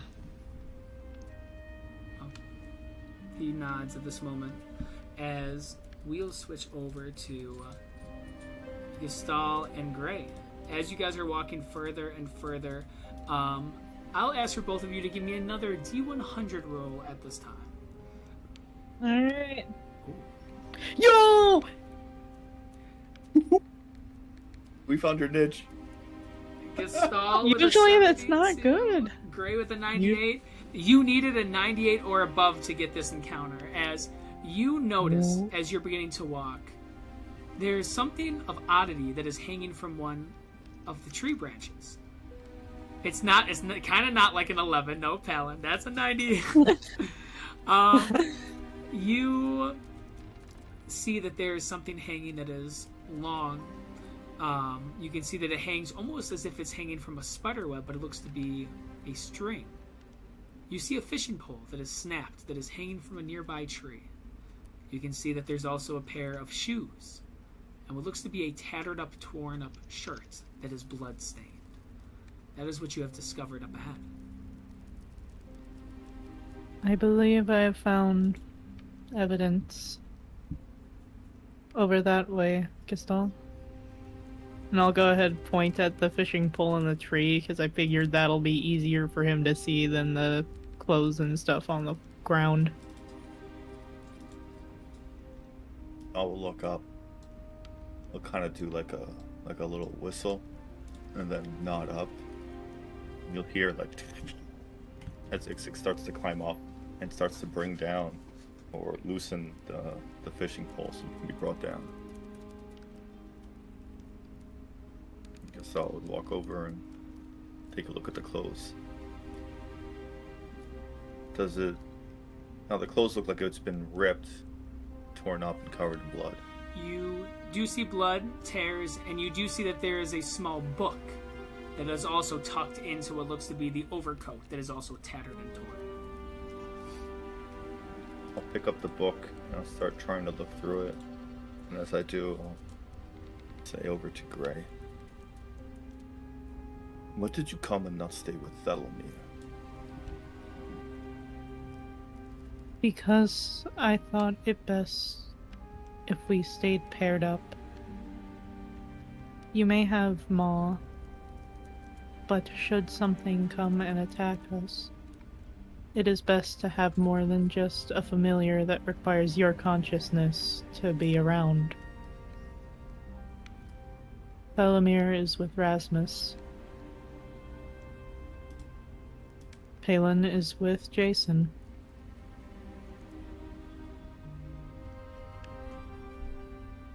if absolutely nothing else, I could have prevented you from passing should we have been attacked.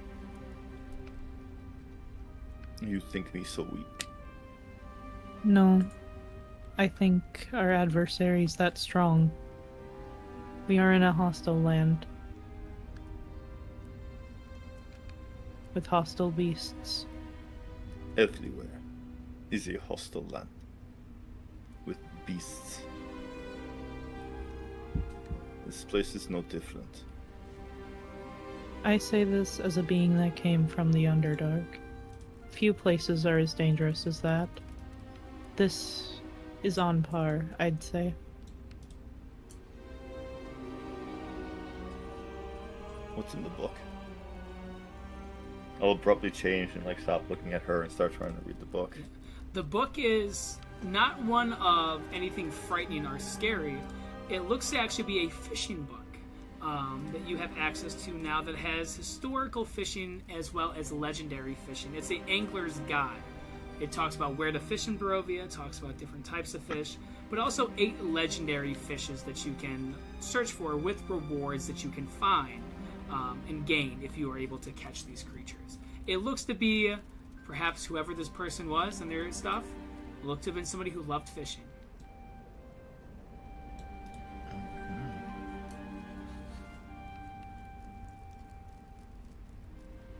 Alright. I'll close out the book. I imagine this must have been him. The child. I believe so as well. Perhaps we should look for a trail nearby. I doubt he ripped his own shoes and shirt off. No. If he did, there would not be so much blood. Hmm. Does it look like... it looked like something was dragged over here. Does it look like there's bones and broken up pieces that might indicate something had eaten here? You see that there are spots where the bark of the trees have been ripped. You can see they've been scratched off by something with large claws.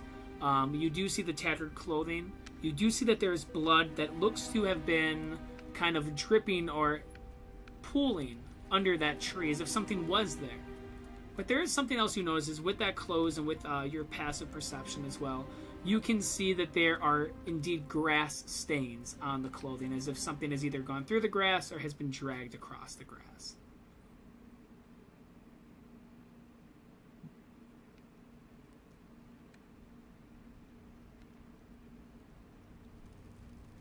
Now you said that it looked like blood was pooled by where the tree is. Yes.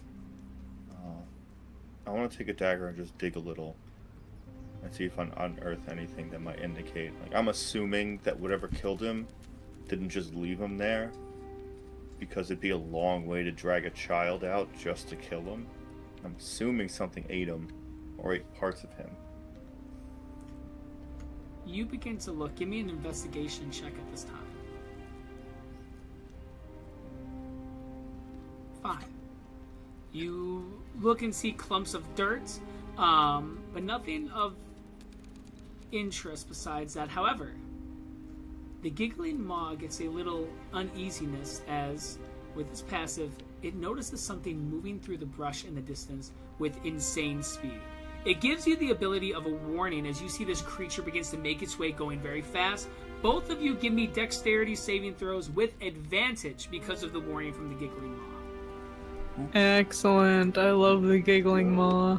Let's go. Ooh, double dirty 20s with a true critical 20 on that one. At this time, the two of you guys, let's kind of set the scene over here. Maw is in clutch. Let's go, Maw.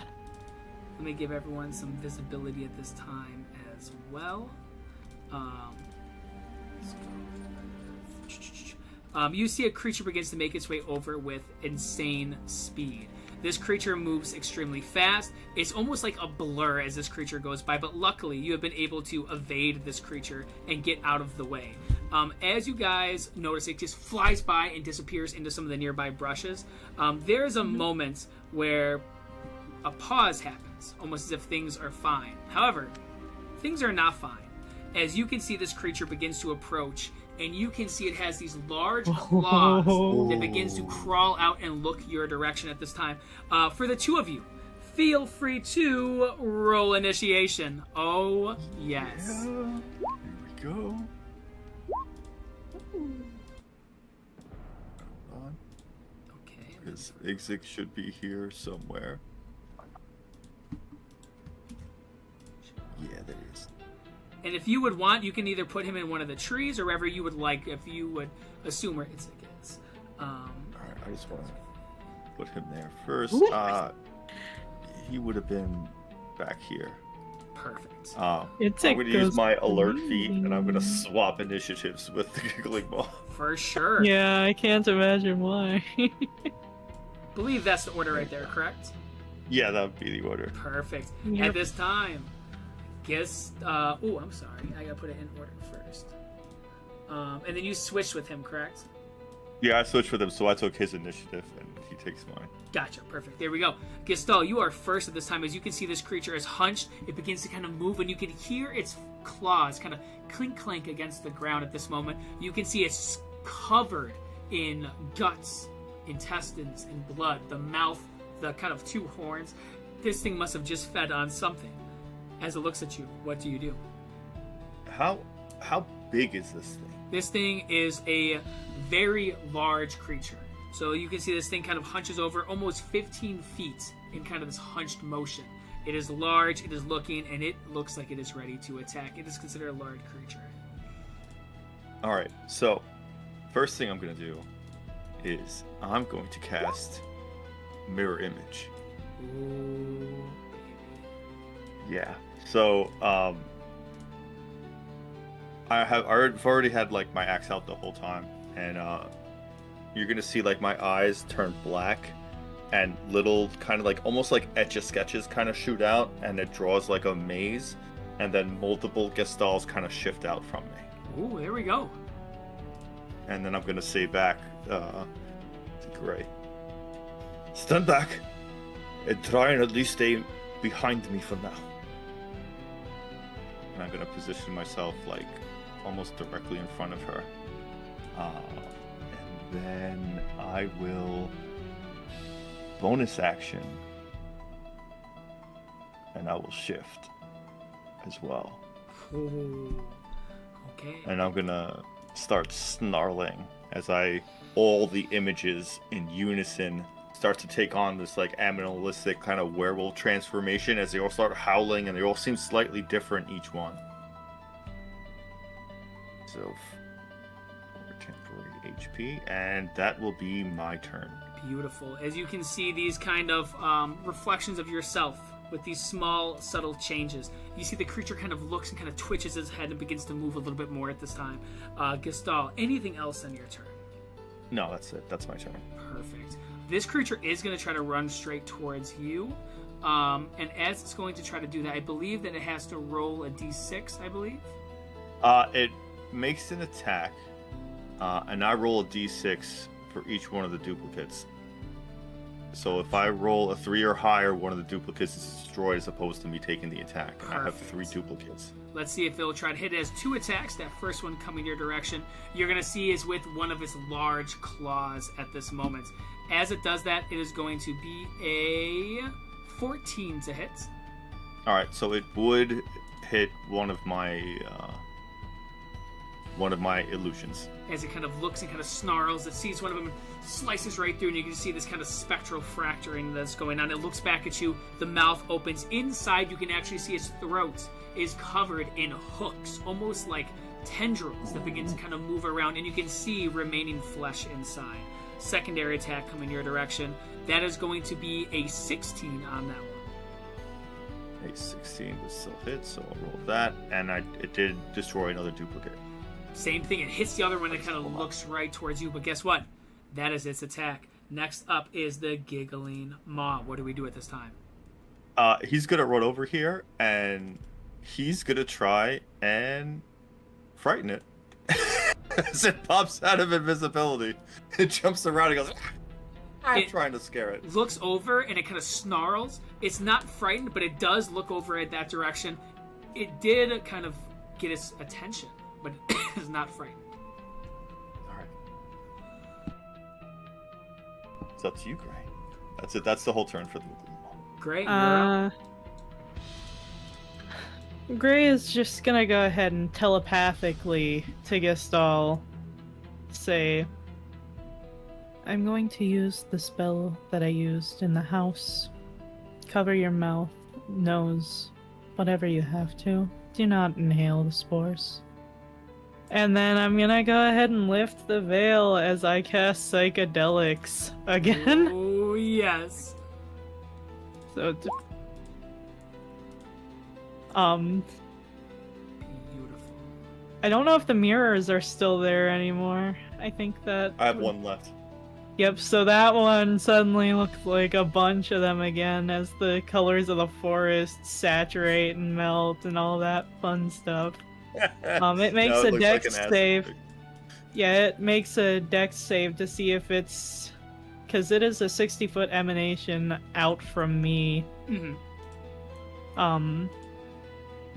It needs to make a dex save, DC 13, to see Dex if it... On the way. That is going to be a... With the modifier, a 17 on the modifier. Alright, so it passes. It does not get the disadvantage. But it is kind of looking around at some of these lights and kind of these fractals going on. Anything else gray at this time? No, I think that might end up being it for now. Okay. Yeah, that's gonna be it. Gestal, what are we up to? Alright, I'm gonna try and hit it with Labyrinth's Fang. 21 hits. This will be radiant damage. So it'll be 7, and then I'll try and bite it. I imagine the bite misses. The 21 will hit, though, as you begin to kind of attack this creature at this moment. And you can see this radiant damage seems to do double damage against this creature. As you can see, some of the small thorns and it kind of has like a bearded dragon body. It's kind of a spiny kind of body. Begin to chip and crack. It will take 14 points of radiant damage. But yes, the 9 will miss. But it turns right towards you at this time with frustration and anger as the eyes flicker now from this mix of orange and red to a ruby dark red with these 2 dark black pupils at this moment.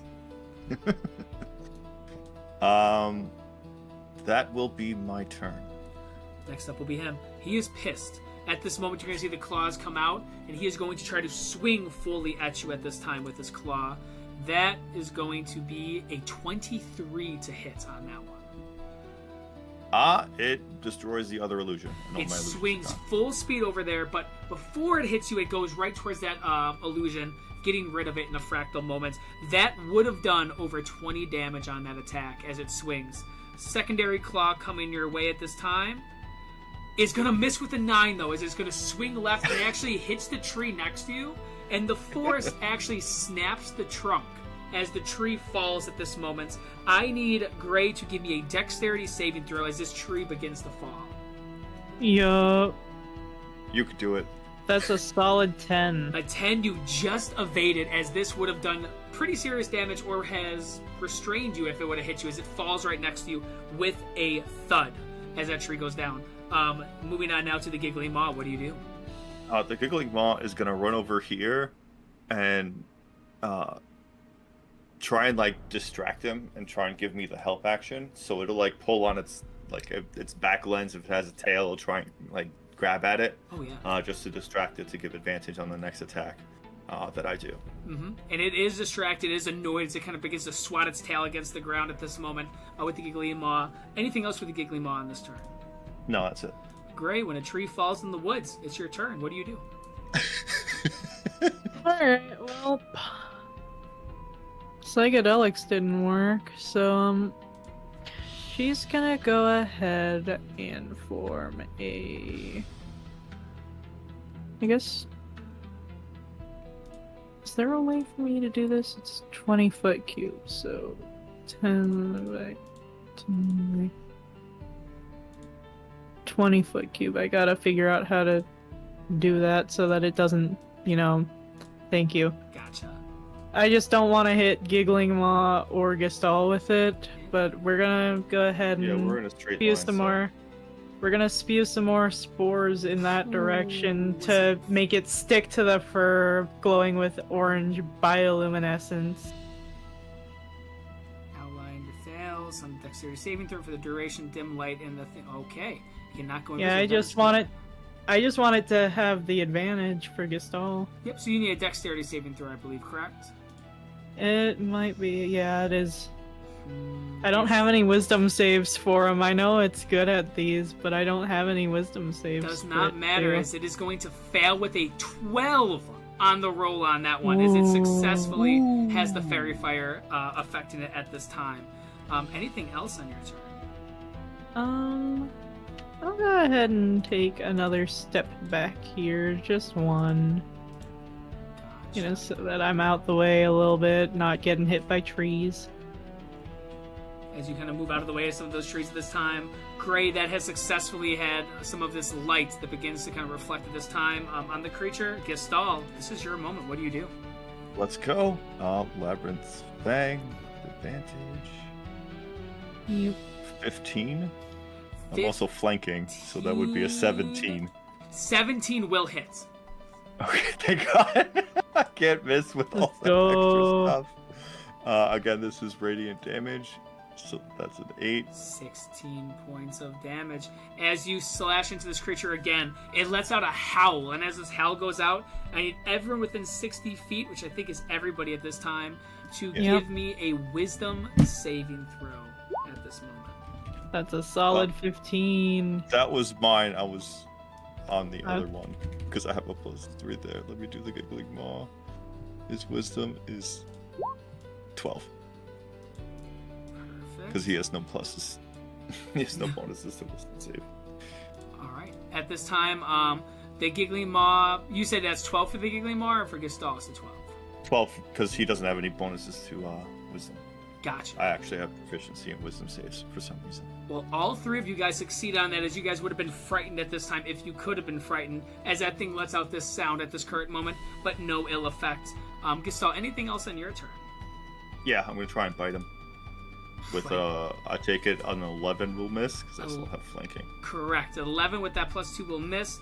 Anything else though on your turn? No, that's it for him. 2 attacks coming, one towards Gestalt, one towards the Giggling Maw at this time. The Giggling Maw will be a dirty 20, so that one would be damage-wise 16 points of piercing damage from that attack as it slices right through and pierces into the flesh at this time. Giggling Maw still up at this time? Yeah, he's up. Taking a hit at this moment, you can see that the wound is severe, but the Giggling Maw has no fear. Gestalt, that attack's coming your way at this time with that secondary claw attack. That's also going to be a dirty 20 on that one as well. Okay, bring it. Attack-wise, coming that direction is going to be 14 on that same attack as it kind of swings through at this moment. That will be his turn when it comes to that. But as he begins to kind of move around, he... Wait, sniff. I wanna use my reaction. Feel free. I'm gonna cast Hellish Rebuke. Do it. Let's see it. Just fix that.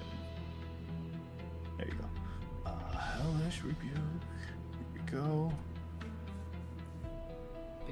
Big roll. 2. Oh, So it's a dex save, but he's gonna take 13 fire damage if Gotcha. he fails. Or half, I dexterity believe. saving throw on the way. It's going to be 13, you said? 14 is the DC. Four- It's gonna take 13 damage. 13 damage. You can double it, because that's a nat 1 on that roll, as it's going to take 26 points of damage, fire for that, as it scorches the body, as it lets out this scream, as many of the small spikes in the spines fall off as it kind of shakes. This thing looks pretty badly hurt at this time from that reaction. Critical decision right there, as it's going to use its bonus action at this time, in a moment of static shadow, disappears from sight. It cannot do that because of fairy fire. Correct. So as you see it disappears from sight, you can see this small kind of silhouette and you can see the creature begins to kind of move this direction. Giggly Maw, I believe you might have an op attack. He does. He does have an op attack. Here we go. 20 hits, dirty 20. Let's see it. It's 9 points. and it's slashing. Yes, as you slash right through at this one, you can hear a screech at this moment. It is going to continue to move to about All right, when here. it enters within 10 feet, It is in I your 10 have- feet, yep. I have Halo of Spores. I can use my Yeah? reaction to make it take a con save Con save on the against way. my DC 13 spell save. It is going to fail that DC 13 spell save. It takes 4 necrotic. Ooh, as you can see, some of the necrotic damage begins to kind of chisel away at some of the skin at this moment. This thing looks pretty badly hurt, but it begins to claw closer and closer to you with its mouth open and its claws ready to swing. Anything else? That was a reaction. I lied. Yep. Giggling Maw, you are up at this time. What do you do? He's gonna run over here and try and again. Hold on, let me make sure he has that movement. Yeah, so he'll move over here just that way he can definitely try and flank if necessary. Mm-hmm. And then he's gonna take the help action to. Well, I mean, he doesn't need to. So that's it. That's gonna be his turn. He's just gonna move over there to try and flank. Well, great. You are up at this current moment. Well, I'm already right here. Might as well flank with Maw. Yep, right across. I'm gonna go ahead and touch this creature. I'm gonna try and reach out and decay it. Ooh, critical. Nat 20, 5, 6, 7, 8. So that is 8 damage for it. It's not a ton, but I'm still trying to concentrate on the fairy fire, so I'm trying to stick to cantrips here. Oh, yeah. It begins to let out a screech at this time. Great. Anything else on your turn? No, that's gonna be it. Gestalt, you're up. You see this creature begins to kind of limp with its right hind leg. Some of the wounds are visible at this time. This thing looks pretty bloodied. What do you do? I'm gonna try and end this. Let's see it. 20 hits. 8 points of radiance. At this time, Gestalt, how do you take out this creature at this current time? So as it's wounded, and I imagine it's looking at Gray. Mm-hmm. So I'm gonna kind of step on one of its back legs, jump up, and try and cleave right behind the horn, straight down his neck, and just try and cut him so that way, not his whole head comes off, but just enough so like the skin and flesh dangles it on the side as he flails and kind of splits it by himself with his like violent reaction. Oh, yes. As it begins to kind of move around in this panicked state, it begins to push into trees and try to move. But as this happens, the body gives way. As, yes, it does begin to release as this creature hits the ground with a thud. Blood begins to spill out of this creature at this time. And yes, this creature is dead. What do you guys do at this moment? I was wrong. It was better that you were here. I'm glad that I was. I think we may have found what took the child, if I had to guess. But what is this? Like, I want to like look at its body. Like, what is it? Is it just? Yeah, I kind of want to see it too. Like, I want to investigate it. Feel free to give me investigation checks at this time. All right, let's go. 14, Ooh, there we that- go. Good, that's even better. And a 21. What are you guys looking at specifically at this time? Are you guys just looking the body over, or are you guys looking for anything in particular? Well, Gray in particular is looking more at the anatomy and stuff. She's wondering if she can infect it with the spores. I'm gonna be 100. I'm looking at it because I'm a leather worker. So if this is a beast, I might be able to use the skin for something. And if it's just a regular beast and not some sort of like undead entity,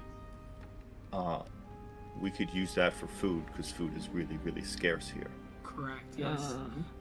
With those rolls, a 14 from Gray and a 21 from Gestalt, what you guys see is this creature has the body archetype almost of like a bearded dragon. It's kind of hunched over, has this kind of low profile, but the head itself is made out of mostly bone and chitin as it kind of curls inwards. Looking at the creature overall, it is undead.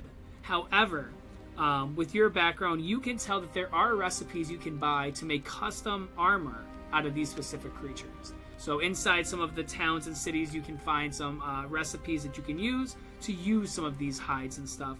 But with that 21, you notice some of the wounds on the stomach are pretty deep, and you can see inside. You can see what looks to be some of the very thin, almost like exoskeleton bones inside. But you do see what looks to be a small hand is sticking out of one of the gashes of the creature. All right.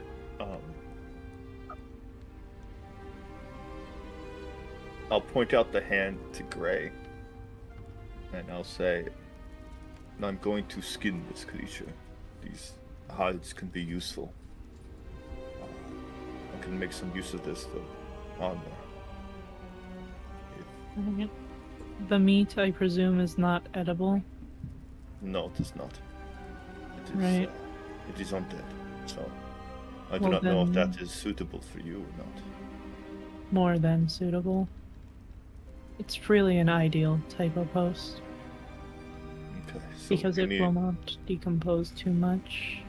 I will get the body out of the thing so that we may bring it back to the father. Perhaps put its shirt back on and coat. If there is more than just the hand there, yes. But as I skin it, I will have to open up some of those areas anyway. I'll start skinning it, doing what I can to get it as best as I could out of it. And I'll have the giggling more to try and help me and avoid it bathing inside of its insides. Well, Yeah. great. Does what it wants. Feel free to give me a whether you have tools to roll or dexterity to begin to kind of slice and dice this thing up at this time. And as you're doing so, Gray, anything you're up to during this time period? I do have tools. I'm just trying to get at least what's left of the body out of there. We saw the hand, so if we might have to cut the belly open a little bit in order to do that. But I have a sickle, so I can do that if need be. Yeah, You- I have leatherworking tools, so I have stuff to cut through the skin Oh, anyway. yeah. As you guys are cutting and slicing and dicing this creature, Gray, I need a D100 roll from you at this time. Well, that's more than 50% of the body recovered. You look around kind of the body to see if there's anything. You do find what looks to be a forearm and hand that is inside, but you do not find any remaining body parts inside the creature. Do you think the man would recognize his child's hand? I do not know, but the hand, the clothes, the fishing pole, the beast's skull should be enough. I will wrap the arm in the shirt then. I do not know much, but something tells me that this would make him upset. I think this is less important about how he feels when he finds out, and more importantly, that he does find out.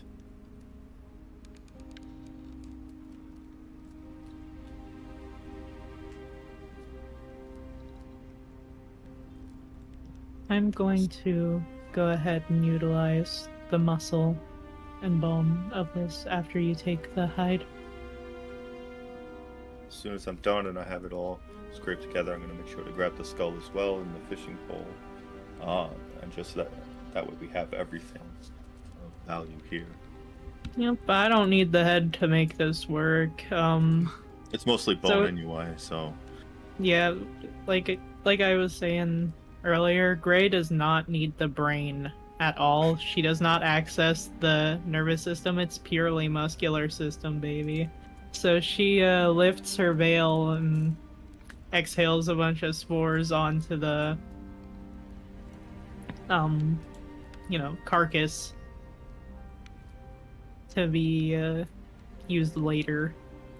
You begin to sprinkle some of these spores onto the carcass, and for the two of you guys in this moment of, I wouldn't say relaxation, but a moment to catch your breath. Anything you guys do or go at this time? I kind of watch her with what she's doing, and then the giggling maw will go, I wonder what that tastes like! Oh, I bet it's bad, I bet it's bad, I bet it's bad! I would not recommend eating it. Unless you wish to be under the control of a mushroom. I've been there before, it wasn't so bad! Not psychedelically. I do not control the spores as far as whether or not they will try to overtake your muscular system. And he's gonna start just kind of trailing after Gray. Gastell's gonna kind of look a little bit disapprovingly after the spore vomit, but he's gonna just follow suit afterwards. Let us go find Thalamir again.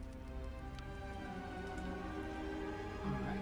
And at this time, as you guys begin to kind of make your guys' way back, no rolls needed since you guys weren't proactive enough to leave marks and stuff to make your guys' way back at this time. Thalamir, you finally finished chopping wood and helping with some of the barbing.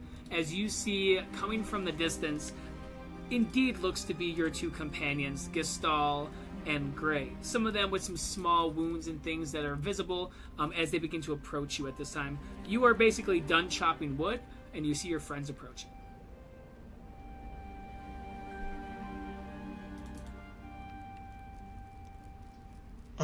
Well, any news from the forest? Gray's Do the in trees front. have eyes? We have found what remains of the fisherman's child. Then what killed it? And I'm gonna like kind of slam the head in front of everyone, like on like a table or something. Very impressive. What is it? I've never seen such a beast like this.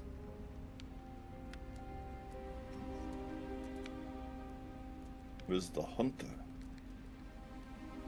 As a mayor, you should be familiar enough with these.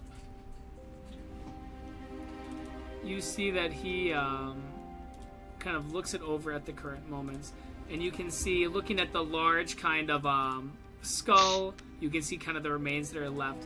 He goes, these are what we call for the hunters dusk fangs.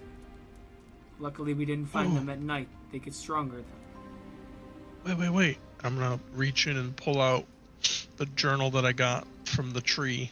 I'm gonna flip to page where she is describing the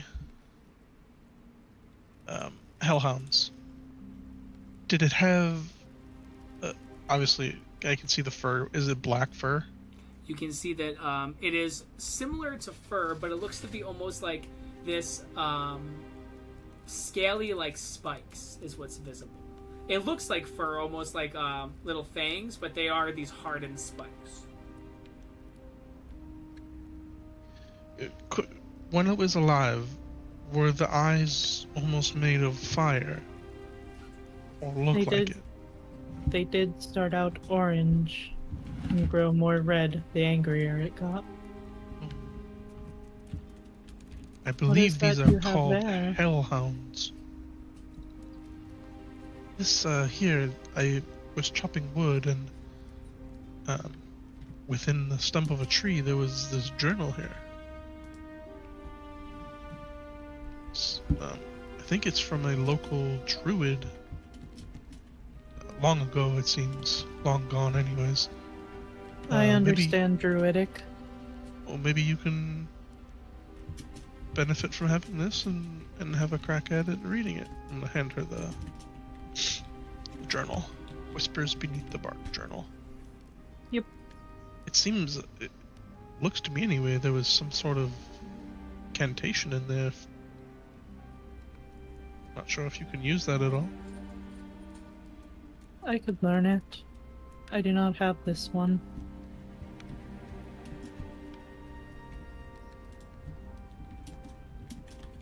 Be my guest. but to me, it just seems like it would be, you've stumbled upon a hellhound.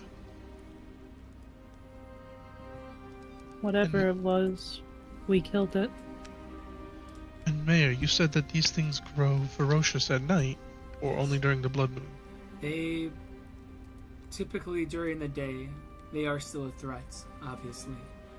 But during night, they begin to roam outside of the forests, into the fields, near the rivers, near settlements. But during the blood moon, they grow twice as large. So what you see here, you might see a pack of them. 4, 6, 8 in totality. Are they twice as large, twice as strong, twice as ferocious? Or Yes. just size? They're twice as ferocious. They have a blood frenzy that once blood starts to drip, they begin to go feral when it comes to their attacks. Hmm. You notice as he's talking, you watch kind of takes one of the bolts out Rasmus's case. You planning on taking another?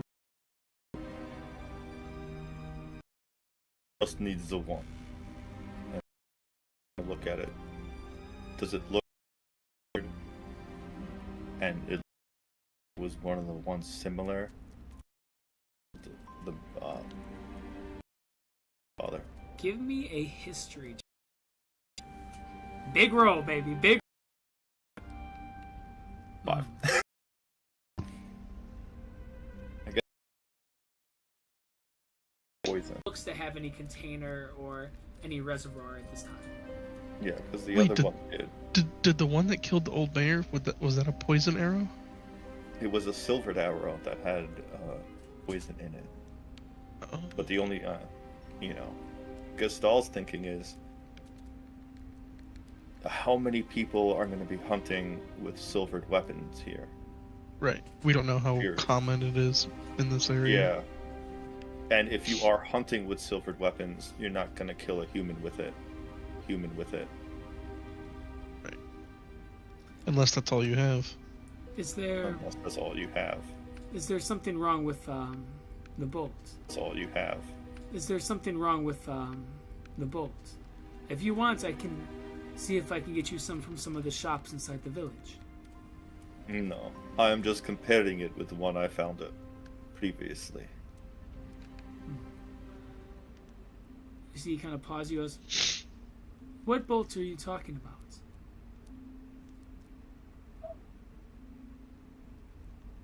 I'm gonna get real close to him. I'm gonna and really I'm gonna intimidate him, or try to, and we'll see how that goes. I'm gonna say, like the silvered bolt that killed the previous mayor. Well, I can assure you that I do not have anything to do with that. I don't even want to be mayor of the village. In all honesty, I enjoyed my job as a hunter. But the bolt that killed the mayor was that of a hand crossbow. And he kind of shows you this light crossbow and kind of shakes. He goes, "The bolts wouldn't fit." Would I believe that to be correct from my memory of the other one and this one? With a history of a 5, you're not sure? Can I tell from Rasmus's mannerisms and everything if he is honest? Because he really does like to say that he never wanted this job. Like, Well- he's trying to convince more than just us about it. Gray, with a 21 insight, you can tell that Rasmus seems to be telling the truth. At least in your eyes. Pretty confidently with a 21. Like I Leave said, it Considering you don't- Gustav. I'm sorry, go ahead. I said leave it be, Gustav. He is being honest. There are other people with silvered implements, I'm sure. Especially with undead being so common here.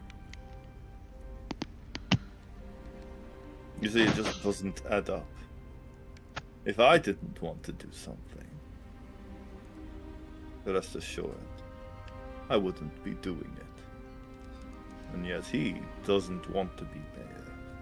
It is the one thing I've heard more often out of his mouth than anything else. I thought the same, but perhaps he is taking it because he is the only one capable of it right now. Correct. So relinquish it. And who would take that power? Nobody inside the village would like to, and anybody who's not a local cannot. You have to be born in Barovia to be a villager. You have to be born here to become a mayor. How many of you are there? And how close is the city that is better suited to defend yourselves than this? You have no food here. We have about 50 to 70 residents here in the village. But if we make our way to Vallaki, which is about 8 hours on foot, carriages would take a few days back and forth, we would be sitting ducks for some of the beasts of the night and the creatures of the blood moon. And to be quite honest with you, the villagers don't have enough hope to want to leave the village. I'm just here to try to make sure that it's a little bit safer, as he kind of knocks on the large bits of wood and spikes that him and Thalmir have been chopping and working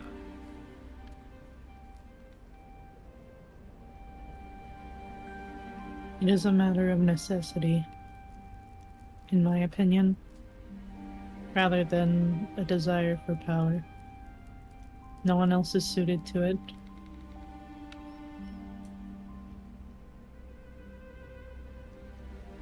Just from my observations. I don't want any of the power. All I care about now is making sure that the walls are fortified and that people feel safe with the new mayor.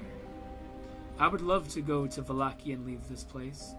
I would love to get away from the dangers and find somewhere that has festivals and safety and fortifications. But I can't do that to the people here. I can't do that because that was the mayor's wish. That is my wish, to make sure that this place is safe.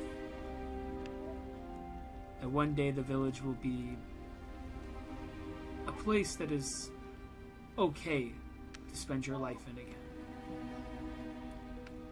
Maybe your first act should be taking pride in your position and try to inspire, as opposed to condemning your own luck for being given it.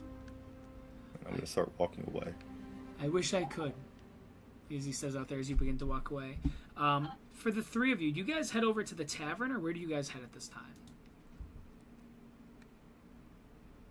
Are the fortifications finished? Everything that he needs for the fortifications are pretty much set, yeah. Oh yeah, I was busting ass, chopping wood. Yes, We're he good. was. Chopping away over there, finding hidden books and whatnot. Yeah, do you guys go anywhere else, or any other conversations? Or do you guys hang around here and do any other activities in the woods at this time? Shall we go to the tavern and wait for the others? I mean, we should try and maybe look for them. It's been a while. We still haven't seen them. How far is it to the gentleman who was looking for the sun? So, Because doesn't he live in town also? correct. And typically towards the evening hours, which now it is getting a little bit later in the day with some of the activities, not like nighttime, but it's just kind of hitting more towards the afternoon, he would probably be making his way back around this time. I'd assume the only place to get to anything to eat is at the tavern? For a fresh meal, yes. Okay. Considering he was fishing, would I be able to find his house? You can definitely look around for it, and potentially find it for sure. Yeah, because if we don't tell him, then all this is for naught. So I'm gonna go off to find his house. So you go off to find the house for Gray and for Thalmir. Do you guys follow? Do you guys go to the tavern, any other location, or anything in the woods at this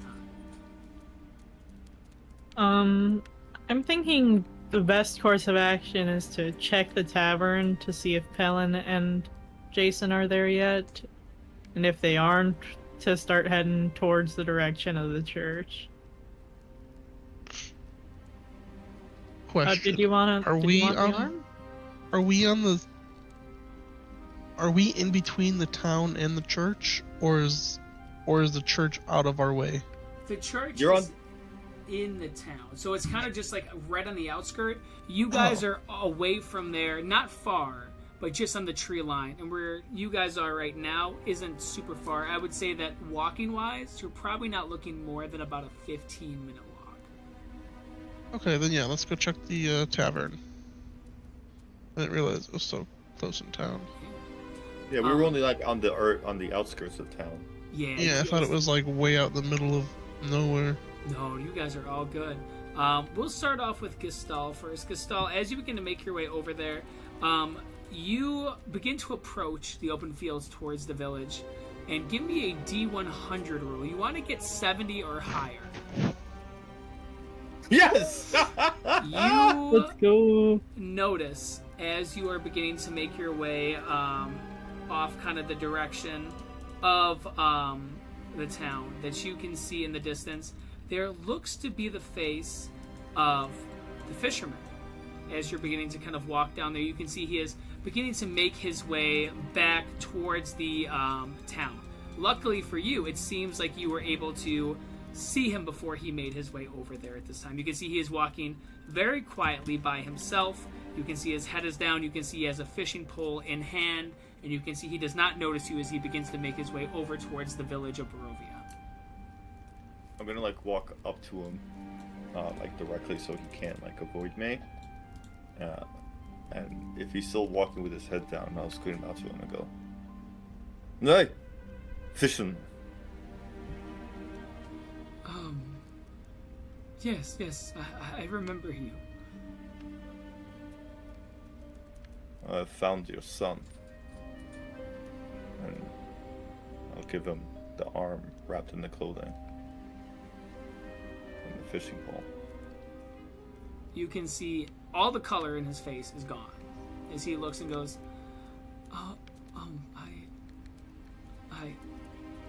You can see that there's no words that begin to leave his mouth, as it's as if his soul has left his body at this second. I know you must think it cruel, but at least now you know the truth. And you do not need to waste what little time you might have left praying for someone to deliver you something that does not exist.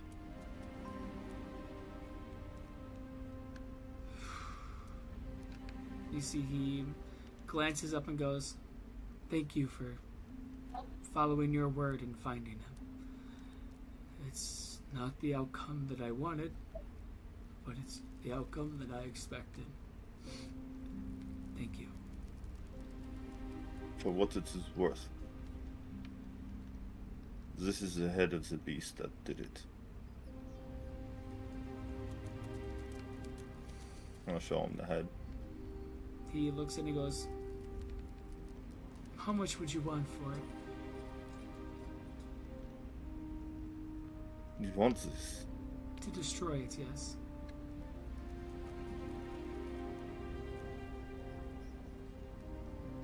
That is a very strange request.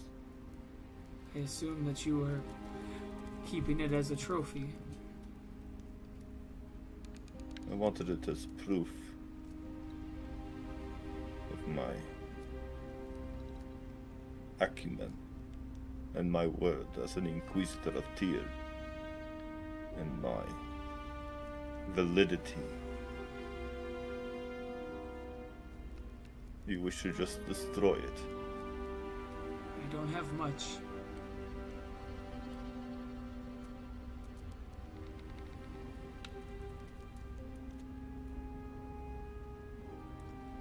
But I'm willing to give whatever I do have to destroy it. I planned on either burning it in the fireplace at my house or sinking it into the... I'll put it down, and with I'm gonna split Labyrinth it in half, and I'll grab. Dedicated to what you like to do, to your cause. Don't ever lose whatever it is that you want to do. Whatever drives you have here, don't let the land take it. Because I'm going to still fish, even though my son is not here to fish with me. I'm gonna think about like what he says and really take that in for a moment. And I'm gonna start really like grinding my teeth. Like so loud it's audible. And then I'm gonna reach into my pocket. I'm gonna pull out that book. I'm gonna hand it to him.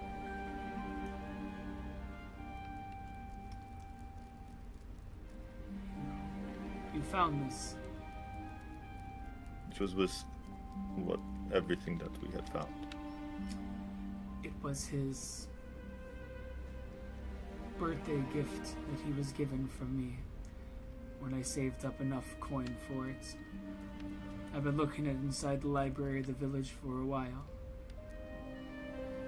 But as you know, coin really doesn't go far here in Barovia, so I had to give some of my jewelry that I have had for my family. Enough to make sure I can afford it. He wanted to catch all of those legendary fish that were in that book. That was his goal. And that's why we went on the river that day.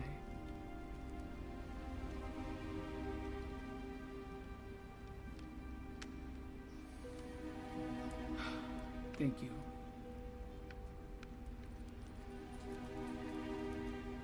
He slowly begins to turn around at this time. Do you see anything else to him before he begins to leave towards the village? No, I'll just kind of watch him walk away for a moment, and then I'll just make my way back to the tavern. Yeah. As you begin to make your way off to the tavern at this time, for Thalamir and for Grade, you guys are heading towards the tavern as well, I believe, correct? Yep. Gotcha. As you guys begin to kind of make your guys' way over there at this time, you guys begin to see the silhouettes of the houses and everything of the residents. And as you guys get closer to the Blood on the Vine Tavern, you guys see an image or something begin to approach you through the road. It doesn't look to be a singular human. It looks to be one that is carrying another. As you begin to get closer and closer at this time, you can see it does indeed look to be Jason, and it does look indeed to be Palin. Palin looks to be in very bad shape at this time. That is what you guys see at this moment as he begins to carry him on the shoulder that direction, as all of you guys finally reunite at this time with each other in the village of Barovia, as we end today's session right there. Okay, so we have gone through a lot today. We have seen the outcome of what has been going on inside the Church of Barovia with Jason and Palin.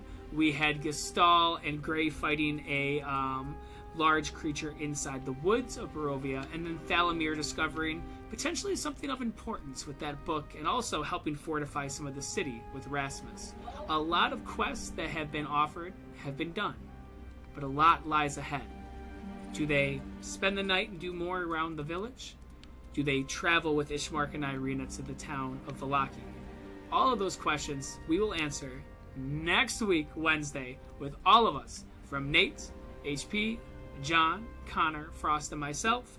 We'll be back again next Wednesday at 8:30. See you, and have a good one. Peace.